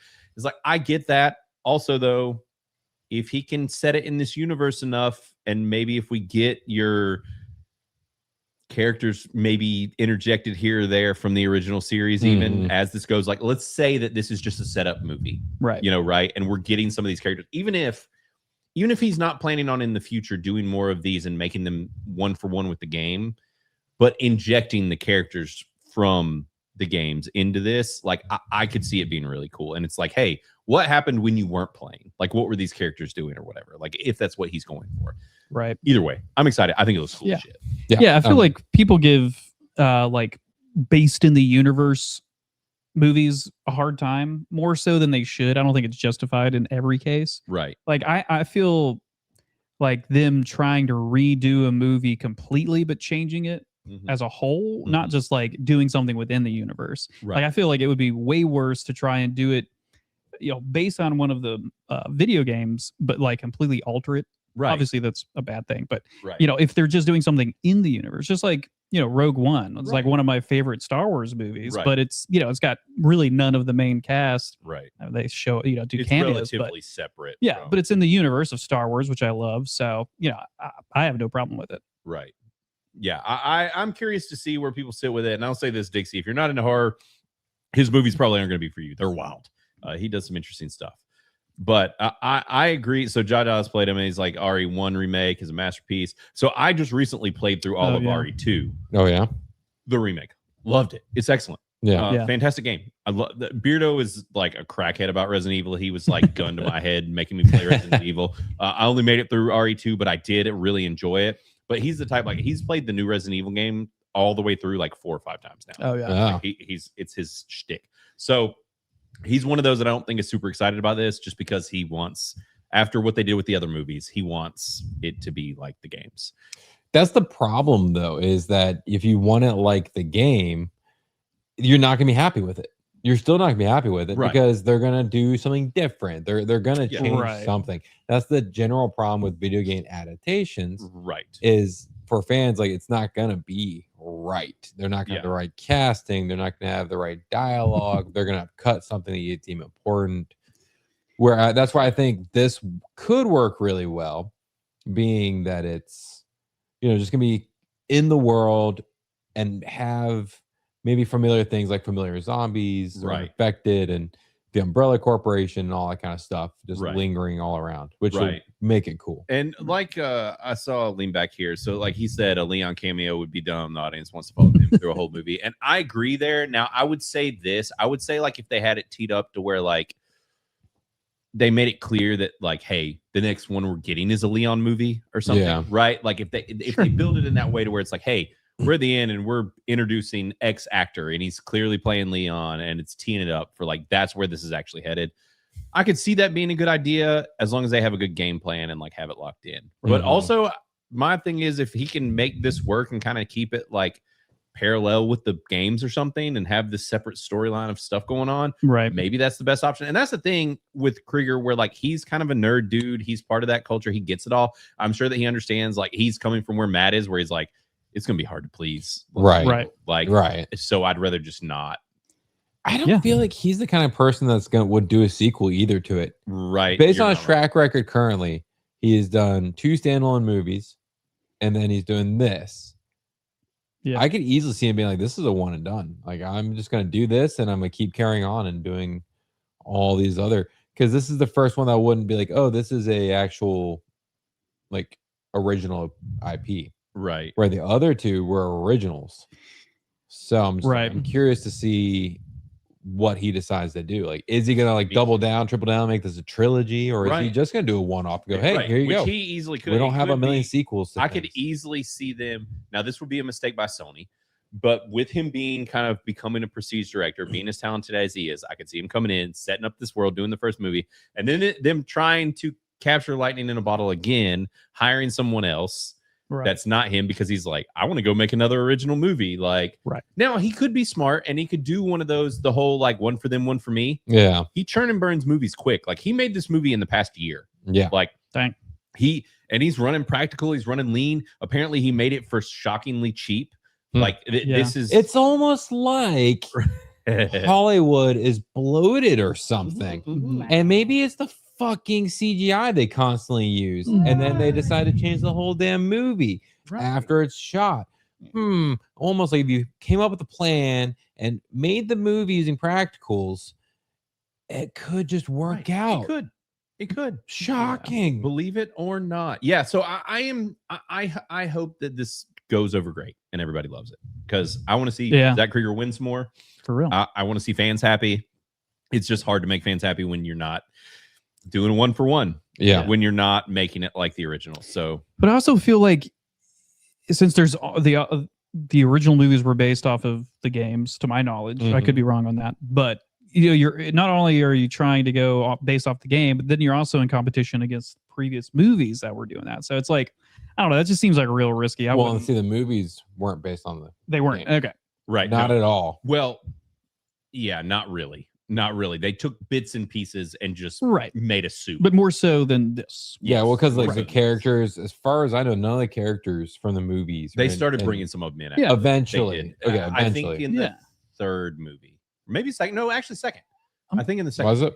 I think in the second. They started bringing stuff in like Nemesis and stuff, which was the second game. And so they started bringing stuff in, but they were just like, that was the whole thing, is the director used his wife, his original character, started just injecting this original character into everything. Everybody was pissed off. It was a whole thing. So yeah, once you start getting into Resident Evil lore, it gets real hairy, because the fans are hardcore about it. I see Arturo here giving Beardo crap too.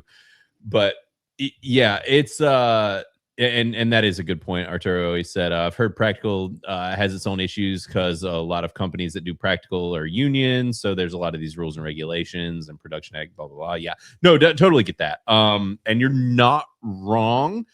I think that we are going to start seeing a bigger pivot towards practical, just because of where the CG space is. But we'll see over time. I hope that film kind of goes into, with all this AI bullshit, unless, I mean, I'd love for AI to just drive itself off a cliff and we never fucking hear from it again. Yeah. But I don't think that's going to happen. No.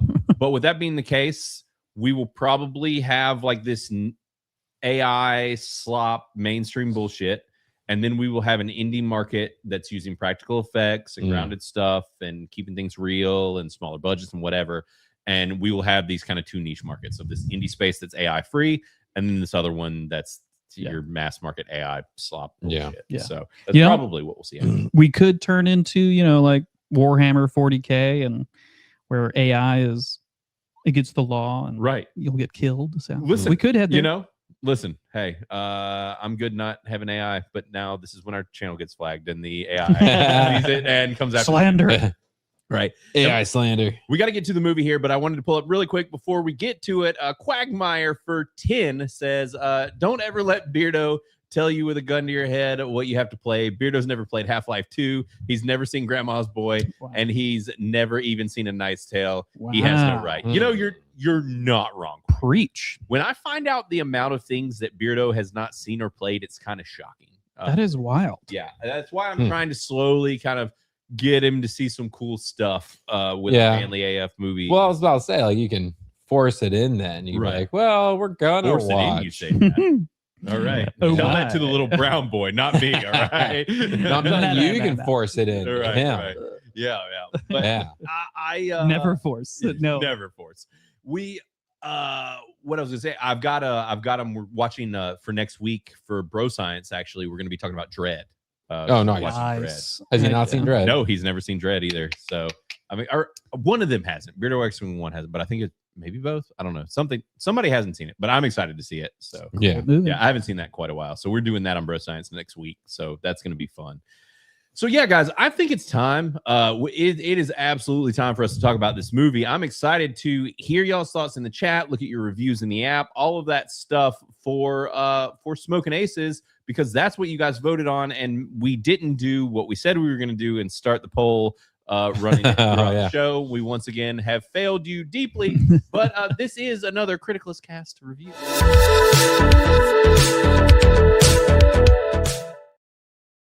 All right. And so, guys, it's time. It's time for us to talk about this movie.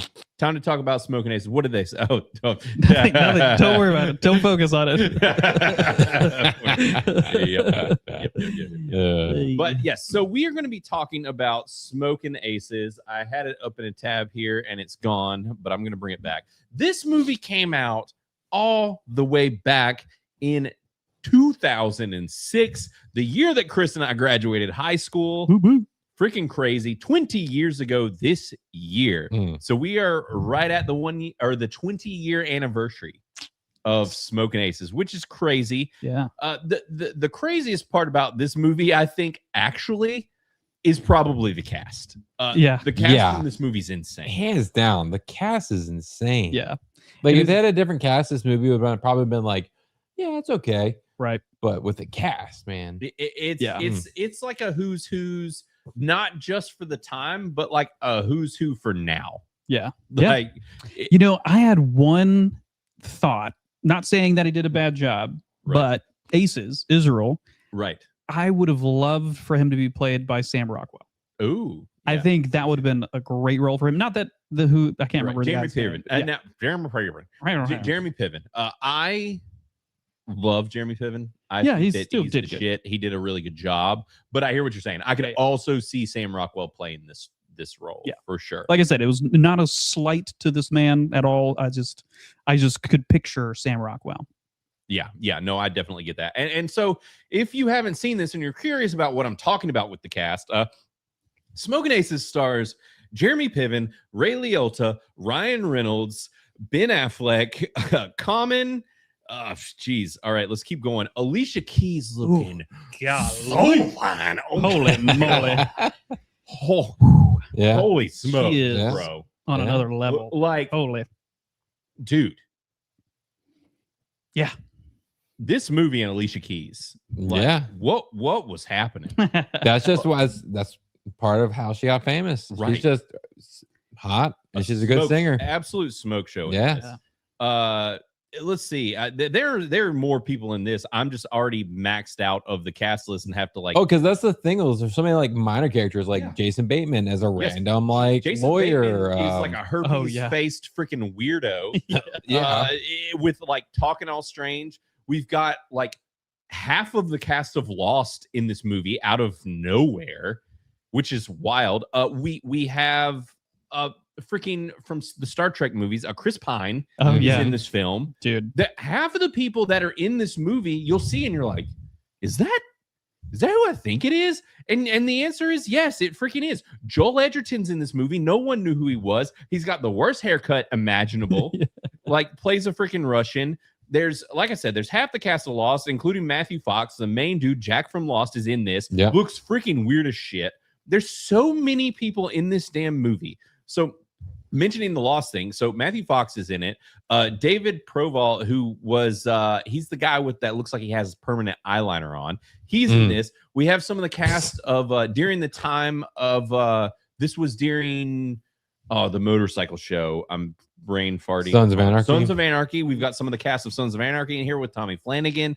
Like, there's just, the cast is absolutely insane for this film. Yeah, I mean, it really is. It is. And the cool thing, it's clear that people like Joe Carnahan, and we are absolutely shills for Joe Carnahan. Yeah. I'm not kidding. I think we've done all of his movies at this point, because I even did his new movie as a solo review at this point. So, because we did Stretch, we did 18.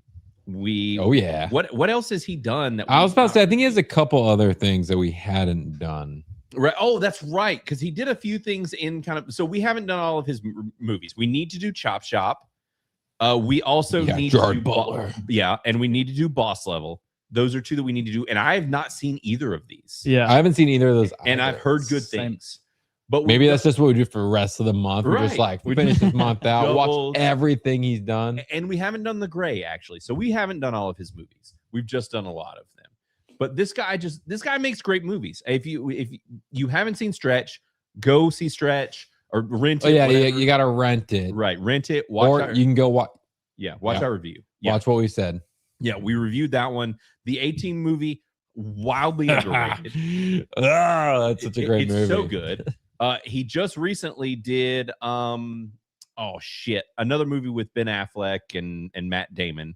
And was it The Wolves? No, it wasn't. Wolf's not in the name. What the hell is this movie called? I'm pulling it up now because it's gonna bug me. But I hate the way The Rip. The Rip. The Rip. Yeah. So on he Netflix. Recently did The Rip on Netflix. So I mean, he's been doing things. He's out and about. But like I said, we haven't done all of his movies, but he's done some really good stuff. I think he's one of the most underrated working people in Hollywood. So we'll continue to do his movies as far as I'm concerned, because I love everything he does for the most part. And being that he's done films that I haven't seen, like, then why the hell not? So this is another one, though. This movie, I did want to pull it up on the screen here for all you guys. But here we go. So this is Smoking Aces in Criticless currently. Make us a little bigger there, but it is at an 82% by 22 people. This is absolutely considered a cult classic. This movie, it's one of those things where, like, 9 times out of 10, if you've seen it, you have strong opinions about it, and you probably like it a lot. Yeah, yeah, it's just kind of the case. And I mean, we can scroll down through it. And now, my Dixie. Whoa, what? Wow. Listen, we regularly judge your opinions. Currently, going to judge your opinions. I'm going to be nice. I'm going to give you a thumbs up. What? Also, Gigazoid, what is happening? This I have to go down vote. Bogus. It's disgusting. Yep. We can't settle. I'm appalled. I'll go through and like the rest. I just did want to see if we had bad reviews. I was curious if any of you guys came in and gave this low scores. And Quagmire says Boss Level is a must see for $2. Thanks, brother. I am curious about that. And Impuritan said Rip was okay. Rip could have been better. It wasn't bad. But I liked it. I thought it was a solid film, and I thought that people were giving it too much crap, kind of a thing, where it's like critics and stuff were out there like making out like it was bad, and it's like it's by no means a bad movie, but it also is a Netflix movie. Yeah, so, I mean, it was like a whodunit, right? A police whodunit, right, with drug money, right? I thought it was a fun ride. Yeah. I thought it was a good time. So this movie, though, currently streaming on Stars. We will get into y'all's reviews, and we will shame 2 of you deeply for your mistake, because you should be ashamed. But yes, we will definitely get into that in a bit here. I didn't want to clear some of these super chats, so I'll figure out what's going on. But yes, so this movie currently, though, still sitting at an 82%. We'll get through, talk about our scores. I have not seen this movie in probably 15 years. Brother, I know that's a lie. Yeah. And this is crazy that I have the memory, even though I know my memory is still wrong. My memory's always I've trash. seen it in less than 15 years? Dude, we watched it, I say recently, but it's probably been 5 years. But I remember because me, you, and Xena were talking about it, and probably you as well. Probably. Sure. Okay. I'm pretty sure that we actually reviewed it on the podcast. On the podcast. I looked it up briefly. I looked on the YouTubes, but and we didn't have it done there. No, so not again, it could have been like 5 years ago, but you probably I remember them putting it recently on a streaming podcast. We were it was all new movies. Yeah, it was just new movies. So maybe it might have not been me. It might have been Matt. No, it was you. I did review it because Zena and I were talking about that, and it was December of 2023. Well, so I'll say this too. Like So this recently. this movie is in yeah, recently, as in the past 20 years. So this movie, like I said, it came out the year we graduated. I loved it when I saw it for the first time. I was like, this movie's freaking life changing. It's awesome. There's so many cool people in it, so many cool characters. It's got just such a flair to it. I saw in one of the reviews, but it was actually related to who was doing it. I think it was Gigazoid talking crap, comparing it to a Guy Ritchie film. It does have some Guy Ritchie vibes to it, for sure, but not fully. So either way, it feels like it's been a really long time. I'll say this though, also watching it, I don't know if you guys caught it, but I quote things from this movie a lot that I did not realize were from this movie. Oh yeah, like what? Like the when he says you're running on sundial, but we need you on stopwatch. I say that one all the time. Yeah. Most of the time, people don't even process what I'm saying, but it's such a great quote. That is a good one. Like you have to think about it for a second. You're like, what the hell? I say that one a lot. Also, the kid who's like, oh, dude, I'm about to ball this. Great quote. Great quote. There's another one too, and I'm trying to remember it, and I can't offhand. But there were multiple lines in this movie that I'm like, shit, I say that all the time. Like I clearly watched this a bunch, like over the years, but I have not seen it at least in the past 5 years. But it feels like it's been 15. Yeah. So, anyways, it's been a while since I have watched this, but I want to hear from you guys on your opinions. Matt had a review about this or for this quite some time ago. Yeah, quite a long time ago. And I went back, read my review. At the time, I rated it at, I think it's like an 81 or 82. And upon re-reviewing it, I will let it stand. You're going to let it stand? I'll let it stand. Okay. Okay. I still agree with that score. It's in the low 80s for me, but it's one of those movies that is fun. It's just a fun movie to watch. Okay. There aren't a lot of movies out there like this. Right. That we've already talked about it, but the cast alone makes this movie stand out. And then it's just nonstop kind of action. The characters are all crazy. Yeah. And they all lean into being kind of crazy in the best sort of way. Right. So sticking to my review. Yeah. Still an 81%. I don't change my mind much when I review things. That's fair. No, I like it. I will change mine recently, actually, as well. I changed where I've seen Northman now 3 times. Oh, yeah. Okay. I adored it the first time we saw it. Yeah. I saw it a second time. My opinion went down a little bit because in my head, I remembered it having a lot more action and stuff. Mhm. And then the third time I came back around, I was like, no, I still love this. This is like Okay. I was like, I was just wondering, like, did you go go down on it? Because I remember distinctly loving the Northman. Yes. And I think I watched it one more time being like, still love it. badass. So that was the thing, is like in my head, there was a lot, it just played out differently. And so I had a weird expectation, and it didn't go down a lot. I mean, it literally went from like 100 down to like a 90 and then back up to 100 again. But so my opinions sometimes do change on rewatch. I like it. My opinion change was from 100 to a 90. Right. Yeah. It's crazy. Big swings. Right. But yeah, so you're still sticking, Matt, with an 81. Now, Chris, you haven't reviewed this yet, but if you were like Criticless scale, where we sit, I probably give it an 85. 85? Nice. Yeah. Okay, nice. Could be a little higher. Honestly, like I rewatched it in, I guess, 23, whenever it went to some streaming up service it was on. And I wasn't super hot about it then. Like, I don't know if I was just in a bad mood or what, but watching it then, I was like, man, this isn't as good as I remembered it being. But watching it this time, I was like, yeah, it is. Yeah. It's great. Yeah, Love this it. movie's great. So good. And we'll get into some of that in a bit as far as my opinions on it, kind of, because I definitely viewed it through a much different light. The way that I view movies has changed a lot over even just the past year or so, especially being involved with Monday Hangover, watching a lot of older films lately, and us rewatching a lot of these kind of critic-hated movies, and I'm just kind of viewing things in a much different light. I do tend to be like, I have some gaps. I see there's a conversation going on right now in chat actually about my opinion on Alien. It's one of my explain about the water scene. Right, the water scene's fucking stupid. It makes sense in some sci-fi weird way. Where does the water come from? It comes from the walls. It's like a sprinkler system that's creating. I don't know. You just make it up. Everyone it's knows sci-fi. that spaceships just leak water everywhere. Yeah, and Isn't there's that where you aliens store in your space. water in the wall? Exactly. They have to create humidity somehow. So this is how they're creating humidity, or this is how they're rinsing their mining machines. I don't know. Right. Oh no, Jaws Hates Blaine is back. There we back. go. Get him. Get him. Get him, Jaws. Get him. He's back. He's coming for me. And yeah, because some of you guys are kind of crashing out a little bit about my Alien. So I'll say this, I own all of the Alien movies, like 4K Blu-ray. Yeah. I have them. It's just that series in general has never been my favorite. Like I know everyone loves it. Yeah. I just, whatever reason, like I totally get the love for him. Alien 1, I just don't. I find it boring. Sure. I do. Bro, it's just. I'm pretty sure that my review is lower than yours. Yes, I think yours is lower. Pretty sure, but don't tell anybody. I have seen it become a little more popular and a less hot take over the past couple of years. I think Alien 2 is great. I love Alien 2. I've heard Aliens. Aliens, yes. Heard Aliens. it's really good. Aliens is really good. Now, it's still not like, I'm not like giving Aliens 100. Yeah. Just because that series in general, which now I will say, Prometheus is your favorite. Prometheus is one of the worst movies. I've Talk about ever that would be a seen in my hot life. take.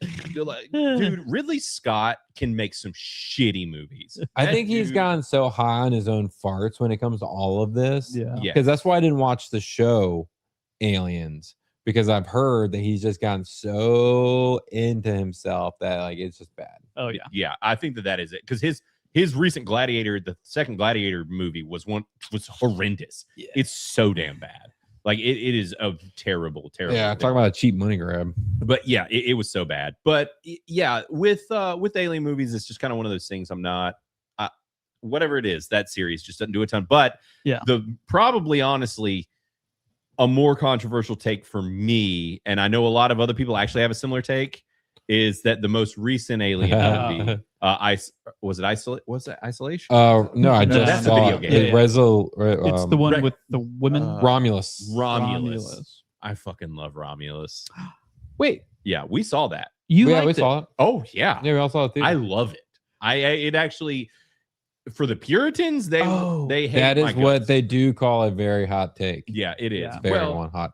Yeah, I enjoyed it as well. I'm just now remembering the movie. Yeah, but I thought I was thinking of the new Predator movie. You hated that one, right? Because it was about the new Predator women's... movie is dog shit. Yeah, it's not a Predator. But I'm also Right. okay. So where people, and this is the thing that Chad needs to understand. Like everybody's kind of got their franchises, like whatever.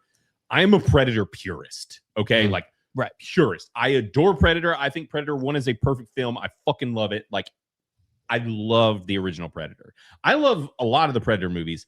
The new Predator movie is a bastardization of the entire series. That's how a lot of people feel about Romulus, but I'm not an Alien purist. Yeah. So it makes sense why I like it more. Honestly, the best of both of them is Alien versus Predator. That's what I thought. And you were that's a gonna hill say. I will live on and die on probably. Yeah, right. That's a Gazak special as well. Yeah. For, what did he go by? What Kyle off script? Yeah. It is one of his. Yeah. So, but yeah, we've gone on a full tangent here in the middle of talking about Smokin' Aces. But yeah, so back to Smokin' Aces. My opinion here, I can go ahead. I have not dropped my review yet, but when I do, just to kind of give you guys an idea, I think so. It is like it's kind of one of those nostalgia's a hell of a drug. Like I don't think that this is a perfect movie, but I think that it is very good. I respect it for a lot of the things that it does, which we'll get into in a minute. I think that I'm with you, Chris, where I'm like maybe like an 88 or so. Yeah. Like I think that this is an excellent film. Yeah. I love it. I do realize it's not perfect, but I think for the time and the place and like what it is, just how insane the casting is, all of that. Like there's a lot of things I appreciate it for. Yeah. But more than anything, I appreciate this movie is a harsh reminder of how stupid modern movies think we are.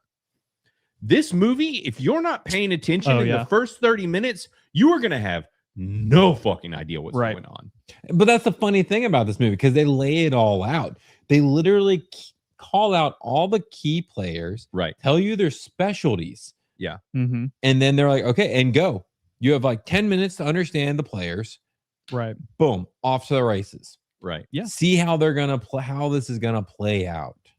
Right. Which is awesome. Yeah. And they don't remind you really. They might like mention it every once in a while, but they're not going to constantly spell it out. Yeah. Right. Yeah. They let you actually think a little bit, which is nice. Right. You don't have it, everything just, handheld for you. Well, and that's the thing is, so modern movies have become so handholdy, and this film is just like, pay attention, bitch. Like from the second it starts, and they're like, not only do you need to pay attention, we're going balls out. We're going to introduce you to like 20 characters. And you need to know who they are. And also there's this weird kind of subplot, which is actually the main plot about the guy that everyone's trying to kill and some mobsters. And none of this really connects to anything yet, but like it will. Yeah. And so I appreciate it for that, because that's the type of things movies used to do. Right. And that modern films are just scared to do. I appreciate that. You can't be on your phone. You literally can't. Or this movie, you'll be confused. Because I literally, somebody started messaging me, or I was doing some work or something. Like it was kind of happened early on, and I was like, I got to rewind. Like this is a mistake. Like I got to put my phone down. I got to go back, because even with the times that I've seen this, I am not sure what I went through for like just 5 minutes of what I just missed. Right. So it is, you got to pay attention, which I appreciate. And modern movies have just become so dumbed down, and Netflix is publicly, basically, well, not them, but people working for them have come out and said like, oh yeah, no, we're making dumb movies on purpose. And we're literally saying the things that are happening on screen for the people that aren't looking. Like Netflix is this is happening. It's not just Netflix, it's all these streaming companies. And even I think to a degree, even stuff that's coming out in theaters, and it is a terrible habit. It is the dumbing down of all of society, and we got to stop ASAP. And this movie is a reminder of that. And so I think it was, as Arturo says, great introductions of these characters here. Like I love that. I mean, that's the thing. It's like Ben Affleck's in this movie. Yeah. Like, and he comes and goes. Like, and that's the thing where like I appreciate this movie where they're like, hey, Ben Affleck's going to be in this movie, and you think he's going to be the main character, and he's going to just get blown to hell. Yeah, because that's the best part. Like, it's not one of those things where, oh, my favorite actor has to make it to the end. It's like you don't know who's going to make it to the end. Anybody can get wasted at any point in time, and you just don't know. Right. Because honestly, like one of my favorite ones is the guy with the daggers up his arm. Oh yeah. And like I wanted him to make like it further. Assassin's Creed. Like, every time I watch this, I'm like, I wish he'd make it further. He's one of the many people from Lost in this movie. Yeah. Oh yeah. He's another like I still want to know like what his Lost, like was he just a fan of Lost? Like is Joe Carnahan a fan of Lost and he just wanted to like cast these guys? Like I think this came out when Lost was popular, on. but I also think this is roughly around the same time as the writer strikes. Right. So they're probably just like, oh hey, you guys need to quick job. Well, come over here real quick. And that's the thing that we've noticed about Joe Carnahan movies, especially Stretch, is he's like, hey, all my friends, you want to make a movie? I'll put you in it. He doesn't even have to be a big role. Like you can be Norman Reedus and play yourself and be like cutting up a body and like, whatever. Just like he clearly people like to work with this dude. He has repeat people. Ben Affleck just made a movie with Ben Affleck. Like they've stayed friends clearly for 20 years, being that they're still making movies together. Like this dude clearly is a real one. Seems like a cool dude. So I appreciate that in Hollywood because we don't see as much of that as we used to. Yeah. And so also though, this was before Ryan Reynolds only was able to play Ryan Reynolds. Yeah. Right. Like holy shit. Yeah. Yeah, he actually shed some tears in this. Right. Actually, like showed some emotions. He's not a comedian. He's actually serious. Yeah. No funny quips. Yeah. Dude, well, very few. It was refreshing to see. Yeah. And that's the thing that a lot of people don't know or realize is like early on, especially in Ryan Reynolds' career, like he did do very different types of stuff. And actually he did some excellent indie films during this time because he wasn't a big thing yet, and he had depth, he had dimension to him. Like I have some like indie films that I absolutely adore that Ryan Reynolds was in, And it's one of these things where it's like, it's a bummer now seeing him do stuff because every time you see him now, you're just like, I know what I'm going to see. Yep. That's more Ryan Reynolds being Ryan Reynolds, being Deadpool, being like, right. Now, and granted, I mean, he was doing like comedies and stuff back then where it's like, this was around the time when he did Waiting. Right. Fantastic comedy movie, still kind of in that vein. He did Just Friends, but he still hadn't like fully developed his current shtick yet to where it was like him being him. Well, it's like once Deadpool landed. Right. I mean, that was really that was it. Kind of nailing the coffin, you know, and he was toying around with some of this. It's like with Van Wilder and whatever, but like he just, I don't know. I don't even know how I feel about him anymore. Yeah. But in this movie, he does good. He does a good job in this film. He did great.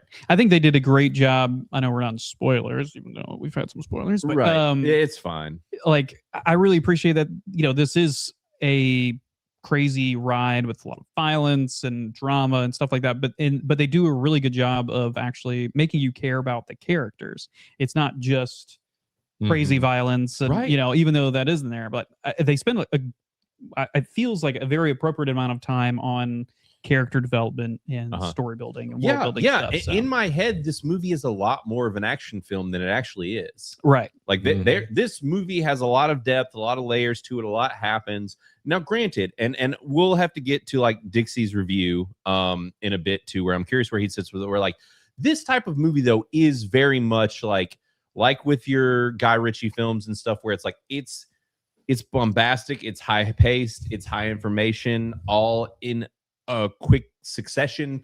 Like there are people that just don't vibe with this type of movie. Like, and I get that, so I don't really hold that against you. But it is less of an action than it kind of instills itself in your head as. Right. Now, one of the scenes I think as far as action scenes when this movie's like, is the chick with the 50 cal. Oh, yeah. And she's just blowing people to hell. She starts blasting. Yeah, she starts blasting and it don't stop. And dudes are literally just getting like yeeted across an entire hotel floor. And it's cool. It's a cool moment. It is. And that's the thing too, where it's like you think about like these modern films and how they have all this like just really terrible like diversity issues and stuff where it feels so forced. And you watch this and you're like, this movie is hyper diverse. There's all different kinds of people in it. It's got bitches and hoes. It's got bitches. Got everything you need. Exactly. It's got everybody, man. And like it doesn't feel forced. It's just this natural thing. These are real characters. These are real people operating in this world. There's freaking neo-Nazis in this, and Chris Pine is a freaking neo-Nazi with a mohawk. Yeah. Like it is just insane. It's a wild movie, and I hope, you know, like we were talking about, where Carnahan recently did that Netflix movie. I hope he gets back to making movies more like this and more like in his speed of in that lane of that like Guy Ritchie adjacent type of a film, right? Which is where I think he thrives. In where his it definitely seems so. I wouldn't mind watching because I think Cop Shop might be very similar to this or have a similar vibe. It's Gerard Butler and I don't know much else about it, but I remember the imagery from it and it felt very similar to this kind of movie. But this movie also, speaking of that scene, one of my beefs with this movie was all the FBI were just like blindly shooting out the window. Yeah. Right. They're they're on like the 15th floor, just blindly shooting at a building that's like a mile away. Yeah. Right. Like a 50 cal, sure. But they're all pistol packing, like shooting back. I'm like, y'all are idiots. You're right. You're never gonna hit anything except for civilians. The bullet that was like my exact thought. The bullet drop is just they're hitting like the bottom of the building. They're actually hitting the welcome area at the next building, just like blasting civilians away. Yeah, I don't even know where bullets would go because it was a pretty far distance. Like with this, they'd go over there. Oh yeah, but they would drop is the thing, and they weren't even looking. They were just like blindly shooting out the window. Yeah. Maybe if you aim with a pistol, you'd have to be like aiming like up in the air to hope that like it would drop. Yeah, the bullet will get there, but it's not going to be. There would be some drop. I don't think it would be that drastic, but yeah, it would definitely like they're going to be shooting people within the hotel. Oh yeah, because they had no idea where those shots were even coming from. It's not like that some spotter being like, there on the 3rd floor. Yeah. No, they were just like blah, blah, blah, blah, blah, blah. They're just they're aimlessly shooting out of a window. The news report is like bunch of gangsters killed. Also, a bunch of civilians randomly killed by small arm fire. Right. Yeah. Don't know how that happened. The feds shot all the people in this hotel because they're idiots. Yeah. You know, it's pretty okay, accurate. but that is pretty spot on. Yeah, it's pretty spot on. I think they did a really good job now that we kind of walk it back. And actually, it's funny. Geekazoid put in here, he said the dude with the chainsaw was sick. Speaking of people from Lost, sick. another character, Kevin Durant, also Lost person. Like I'm telling you, I forgot he was in Lost. Yeah, he was in Lost. That was actually one of the first places I saw him. He was a military guy in Lost. And my wife, Sid, always just calls him the guy with the teeth because he just has. Yeah. Such. He was also the Blob. Right. And he's been in a bunch of stuff. He's done a ton of Yeah. stuff. Durant's been around for a long time. But and when he gets killed, you see him with a chainsaw, he falls on it and just gets freaking shredded. Yeah, because his hand gets shot out from under him. Yep. He just sits on it. Right. Oh, dude, could you imagine? That'd be the most painful. Sitting on a chainsaw. Yeah. Because you got to think like it's cutting through your pelvic bone, cutting your nuts up. Like, ooh. Yeah, would not. Yeah, you want to be dead after that. Would not be good. Not good. And I mean, it's just, I mean, even like Peter Berg is in this movie. Which is like, he's a notorious, like he's a very famous director. And he plays, I think he's one of the dudes with Ben Affleck that dies early on. And like that's like he's the guy that directed like that Battleship movie and like which that's not one of his most famous movies. High Acclaim. You're right. High Acclaim. That was a fun movie. I mean, right. We watched I was trying to find some of his more because he's done a bunch of shit, which he was also heavily involved actually back in the day with oh shit. God, I'm really blanking today. The HBO show about the dudes that live in Hollywood and makes movies and Entourage. He was involved with Entourage. He was like one of the fake movie directors, but he was a real director in real life. But like he's the guy who did Hancock and The Kingdom, Friday Night Lights. Like this dude's been around forever. So it's like it's clear that Carnahan's just like, all my friends. Yeah. Oh yeah. Come make a movie and it will be fun. And you can play a ridiculous, unrecognizable person. And that's the thing too, is like a lot of those characters only have to be there for a short period of time. Right. Because they're only in a handful of scenes. So it's not like you have to be there for months filming a movie. They're like, okay, we're gonna film these 3 scenes. We need you on set for like 5 days. Right. And we're gonna knock it out real quick. Thank you so much. See you next time. And as we learned with him and when he did Stretches, he's clearly like a guerrilla style filmmaker where he makes stuff on the cheap and he films it super fast. Yeah. Like he doesn't waste time. He just like, we're gonna bang some shit out. Like, And so I think he's like I said, I think he's one of the most underrated people working in the industry. Clearly, like he should be getting even more like better gigs. So, but clearly people like him. So, yeah, I think that this movie's a blast. Like I said, it's still a most excellent for me. This isn't one of those that I'm going to come out and be like, it's perfect though. No, there's like this is one of those few movies I could actually nitpick. Right. There's like things that stick out in my mind. I'm like, why was that a choice? Like, I know you did it for a directorial reason, but that was it. Like when the guy wearing the mask shoots the black dude, he shoots him in the back once. Right. The black dude's and he like turns like, bro. And then he shoots him like 3 more times and his body flies across the room. Yeah. It's a very strong pistol. And that's kind of the thing too. Well, first I didn't do anything. Right. He likes to clearly also lean into like theatrics. Sure. Where it's like, he is stylized. He's stylized where he's like someone gets shot, they fly across the room, kind of a thing. So and actually I did see it. Lucky Number 11. Lucky Number 11 is phenomenal. Josh Hartnett is bae. Yeah. I'll be gay as hell with that one. He is awesome. He is the man, and plus Bruce Willis. Also, why are you gay? It wasn't me. I know it was Matt this time. I'll accept that one. We will.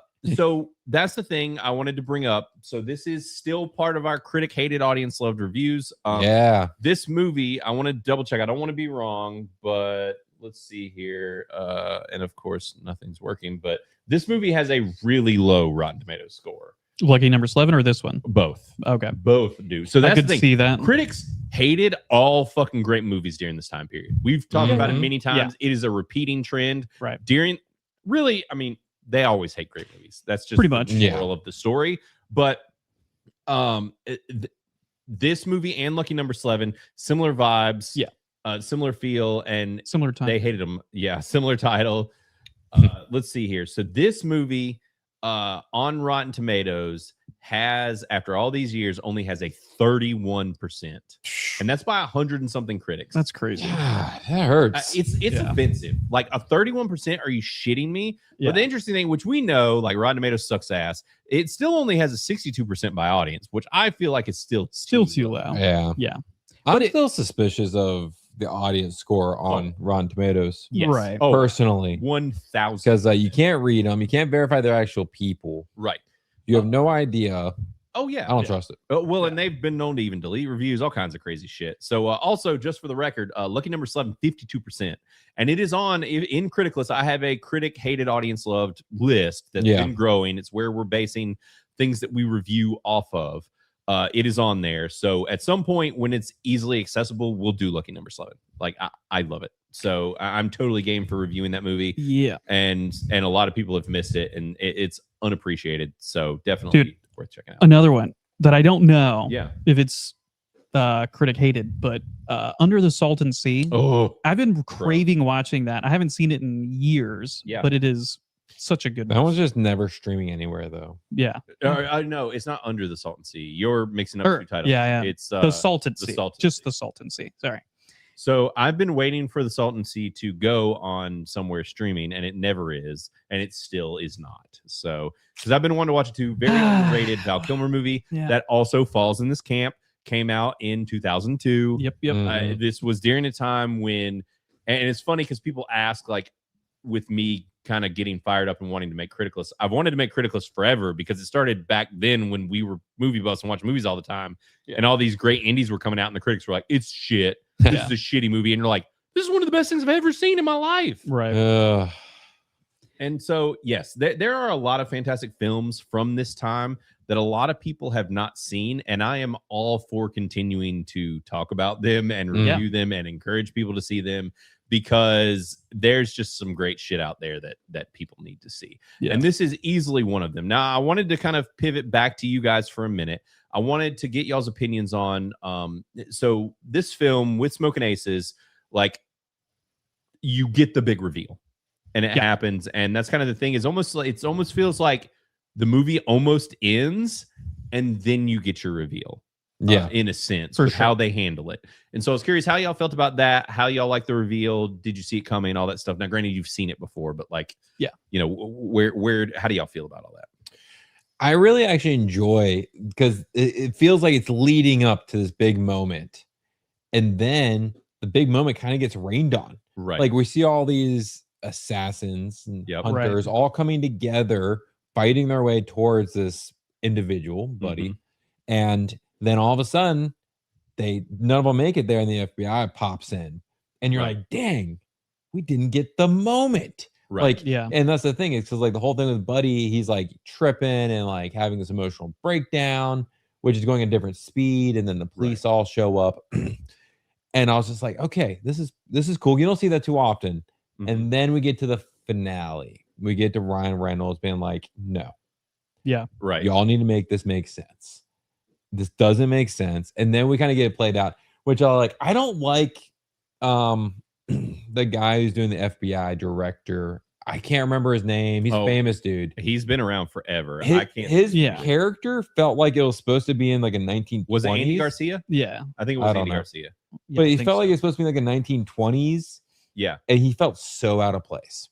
And he even talked like it's supposed to be the 20s. So like, you see, he's from Georgia. He had a Georgia. I think he's from Georgia. It felt wrong. Yeah. I think it was because he was supposed to have the similar vibe, like he knew. So like, there's all these inner workings of the FBI, all this stuff. He's supposed to be like old school FBI, this guy that's kind of embedded and is up to fuckeries, an older guy and whatever. I think that was the goal. Yeah, I mean, he just didn't look older. If that was the purpose, he looked like he was, I don't know, in his 30s. It just, I don't know. But besides that, I did like how they then were like spelling it out to Ryan Reynolds, being like, "No, this is what's happening," and Ryan Reynolds just being like, "No, how many people just died for this, including my partner?" Right. No, I definitely. So I really dug it, because I don't think there's a lot of movies that do it like that. Yeah. Too many movies are just like, "Yep, here's the finale. Boom, here you go. He dies or he gets arrested or whatever." Right. Yeah, because it does. It feels like the movie kind of like petered out, and you're just like, "Oh, I guess there's not like a big reveal or like whatever." Not a bigger shootout, I guess. Right. A bigger deal. I did appreciate that. And I had forgotten, honestly, that's how it ends. And the whole thing is Ryan Reynolds ends up, pulling the plug on these two guys, this father and this son, It's about them trading, getting an organ from one, and the hit actually wasn't really a normal hit, and all of that. I think it's a cool twist. I think it's an interesting thing that they did. And that's the thing too, kind of coming back to what we were talking about earlier, where this movie, it has layers to it. It takes risks. It does things that a lot of films are afraid to do these days. Right. So I am absolutely on board with that. Now, what I did want to do was pull up y'all's reviews, because this is a thing that I've forgotten a time or two, I will admit. But so we got My Dixie, though. He was the most recent one. I did want to refresh in case anybody else dropped a review, just in case. And they did. Look at that. Quagmire dropped his, gave it 100%. Nice. Let's freaking go, brother. And do I follow Quagmire on here? Okay, I do. You should unfollow him right now. I'll add him to one up. Add him to be a giant douche. Yeah, so My Dixie, interestingly enough, compares it to True Romance. So it says he did it 1,000 times better. It was a stylish movie, having looks of it, and it does kind of have that Ocean's 11 vibe to it a little bit, to an Ocean's movie a little bit. I do, for sure. But with that Guy Ritchie stuff in there, jam packed full of great actors.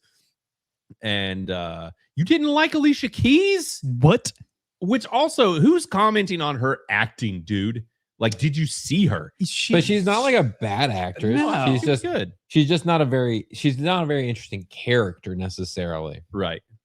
I thought she did. But her paired with the over top acting of her partner, I was like, this levels up. Yeah. Right. Yeah, no, I agree. But he apparently liked the little kid who gets the boner. Dude, he is hilarious. He is very funny. And that is an awkward scene. I mean, it's a weird thing to say. It is. I like the little kid that gets the boner. I mean, I don't want to say that. I don't want to say it either. But and now you're wondering why we actually the AI really steps in. Right. Well, I wanted to make Dixie feel weird, since that was the one thing that he liked in this movie. So, hated Alicia Keys, likes the little boy. All right, buddy. Right. Good job, Dixie. And I see Puck bringing up Girl Next Door. Yeah, he's great. That is a great film. I love the soundtrack. Probably Toxic gave it an 82% and said unhinged fun. Stacked cast. Do agree. And yeah, it is an interesting thing where it kind of does feel like a police kind of procedural type of deal, and then it just spirals into insanity outwards from there. Yeah. Life on Marshmallows gave it an 80% and said overall a lot of fun watching it. Really cool look, great action. Geekazoid, though, did not like it. Currently our lowest review in the app and is in the chat. Answer for yourself, Geekazoid. he did apologize in the chat earlier. Yeah, for his review. He should. That son of a bitch. Terrible review. No, I get it. He says not a fan at all. Did not like it. But so hard to be serious, intriguing, mysterious, and funny. But couldn't get any of those to work. So yeah, just nothing of it worked for you, man. That's a bummer. And see, I don't think this is supposed to be funny. No, there's only a few bits here and there. Even like the over the top, like Nazi brothers, or like I didn't laugh at them. Right. I was just like, oh, these are just like gross characters, right, being portrayed.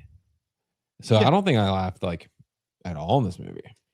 But I don't think I'm supposed to. Like I'm not like, oh, 10 points off because I didn't laugh. Yeah. No, I kind of agree. I mean, this isn't really a comedy film. So I can feel you there now. And I just want y'all to know, because I am kind of I'm messing around with what we're going to review next. Yeah, sorry. She's saying, why do we utter that sentence? Yeah, I mean, listen, it happens in the movie. I ain't scared. Yeah, right. Look, we were reading a review, all right? This is not our opinions. Right. This is the opinions of an erect man. So, I know that makes it worse, but... Jaja gave it a 74% and has Smokin in the title, and Alicia Keys is smoking hot. Thank you. Yeah, facts. Agreed. Scaviola gave it an 83%, and he says he was Kaiser the whole time. And yeah, that is an interesting thing where we find out that basically, you know, the main mobster is this other FBI agent that they had been talking about, and this whole movie is about feds being fed, sacrificing lives to basically get intel that might not even be good intel. Yeah, which that does bring up one of my beefs with nitpickingness. Yeah, is Ryan Reynolds letting Alicia Keys go in the stairwell. It's like, you're like all gung-ho about killing everybody because you're your partner died, and she was directly related to it. I don't think though. I'm pretty sure he knew that. I don't think he did though. If you're thinking about it, because she's like, no, they were already shot each other, and I don't think he knew that the sniper girl was with her. Exactly. That's what I'm saying. Oh, you say you don't think? No. Why would he know that? Why would he be like, yeah, the sniper that was blasting us is with this chick, and this chick was literally just like, they shot each other. I didn't do this. I'm pretty sure. I could be wrong because it was a little chaotic. I'm pretty sure I remember him shouting like, "Call off your shooter" or something, like talking to her because they're just right there in the. They were shooting at each other still. So I don't know. I feel like it would be kind of hard to not put the correlation together if you're a smart FBI man. And also, she killed so many other FBI agents just because it's not his partner. True. It's like, yeah. It's like, I think it was how is also that he would die then and not be able to like keep moving forward with his mission, I guess. Right. Oh, is how he was weighing it, because it was like he would have had to stop everything he was doing if he stopped Alicia Keys and Common. Yeah, I agree there. That did cross my mind. So right, I'll let it slide. Right. I had the same thought though, and then I kind of thought through and had kind of the same thought Matt mentioned. Emmanuel gave it an 80% and had spoilers in his review, but definitely go check out Emmanuel's review here and said a lot of good intrigue. It is. There's a lot of story in here that honestly more than you would expect from this film. And he calls this so Bob Rogers here calls this Lock, Stock, and 50 Smoking Barrels. I like it. And he says American answer to what became to be known as the Guy Ritchie movie. Yep. See, and a lot of y'all are saying that. Right. Yeah, it's interesting because I don't really get the Guy Ritchie vibe. I get the point. I think it's a little less stylized, honestly, than the Guy Ritchie movie. Yeah, it's not as backwards storytelling, but there are like time jumps of what is seen in what order. I think that's a big part of Guy Ritchie because he kind of tells it in front to back and back to front a lot of times. So. Yeah. I could definitely storytelling style, for sure, and just some of the how they make it. And Eagle Thrasher also in the chat gave it an 86% and said fun, action-packed movie, mostly inside a hotel. Yeah, and a lot of it does. It's not a singular location film. They do a good job of kind of giving you variety, but when you really kind of look at it from a bird's eye view, like a lot of it does take place in one location. Yeah, and a lot of you guys showed up and reviewed this thing. I appreciate it. Love to see it. We got a 79% from Odysseus Run here. Said it's a wild ride, some crazy wacky characters. Agreed. War Machine also gave it 100%. And a lot of you guys are in the chat and whatever. Make sure everybody's following each other. And then we get into some of the older ones. Lumpy Gravy in here with 100%. And this is these folks like that popped in early and dropped the review because they're like, this is a movie I love. Or like Mephisto did it on his channel. We got Jake right here with a freaking 100%. And said, I just remembered this movie 5 hours ago. Weird pulse in my brain. Yeah, very you and Chris, same brain there with that as to how he do as well. Just randomly remembering things and then go back to them. Yeah. But yeah, and then Matt and Xena here with an 81%. Yeah. Both of you. Same review. Now we did run through the scores, but what I wanted to go ahead and let chat know while we've still got folks in here, because this is going to be an interesting one. Oh yeah. A lot of movies I'm struggled that we have been waiting to review for a long time from our critic-hated, audience-loved grouping of movies are all easy to stream now. Like a lot of them. For a long time, a lot of these movies were all just nowhere. So I have officially added 3 movies for you guys in the chat to vote on, and it's going to be interesting for next week. We have Small Soldiers. Dude. Yeah. Sahara. Sahara. Sahara. The Matthew McConaughey one. Yep, very good. Or Dreamcatcher, which is based off a Stephen King book, wildly underrated. All I gotta say is I dud it.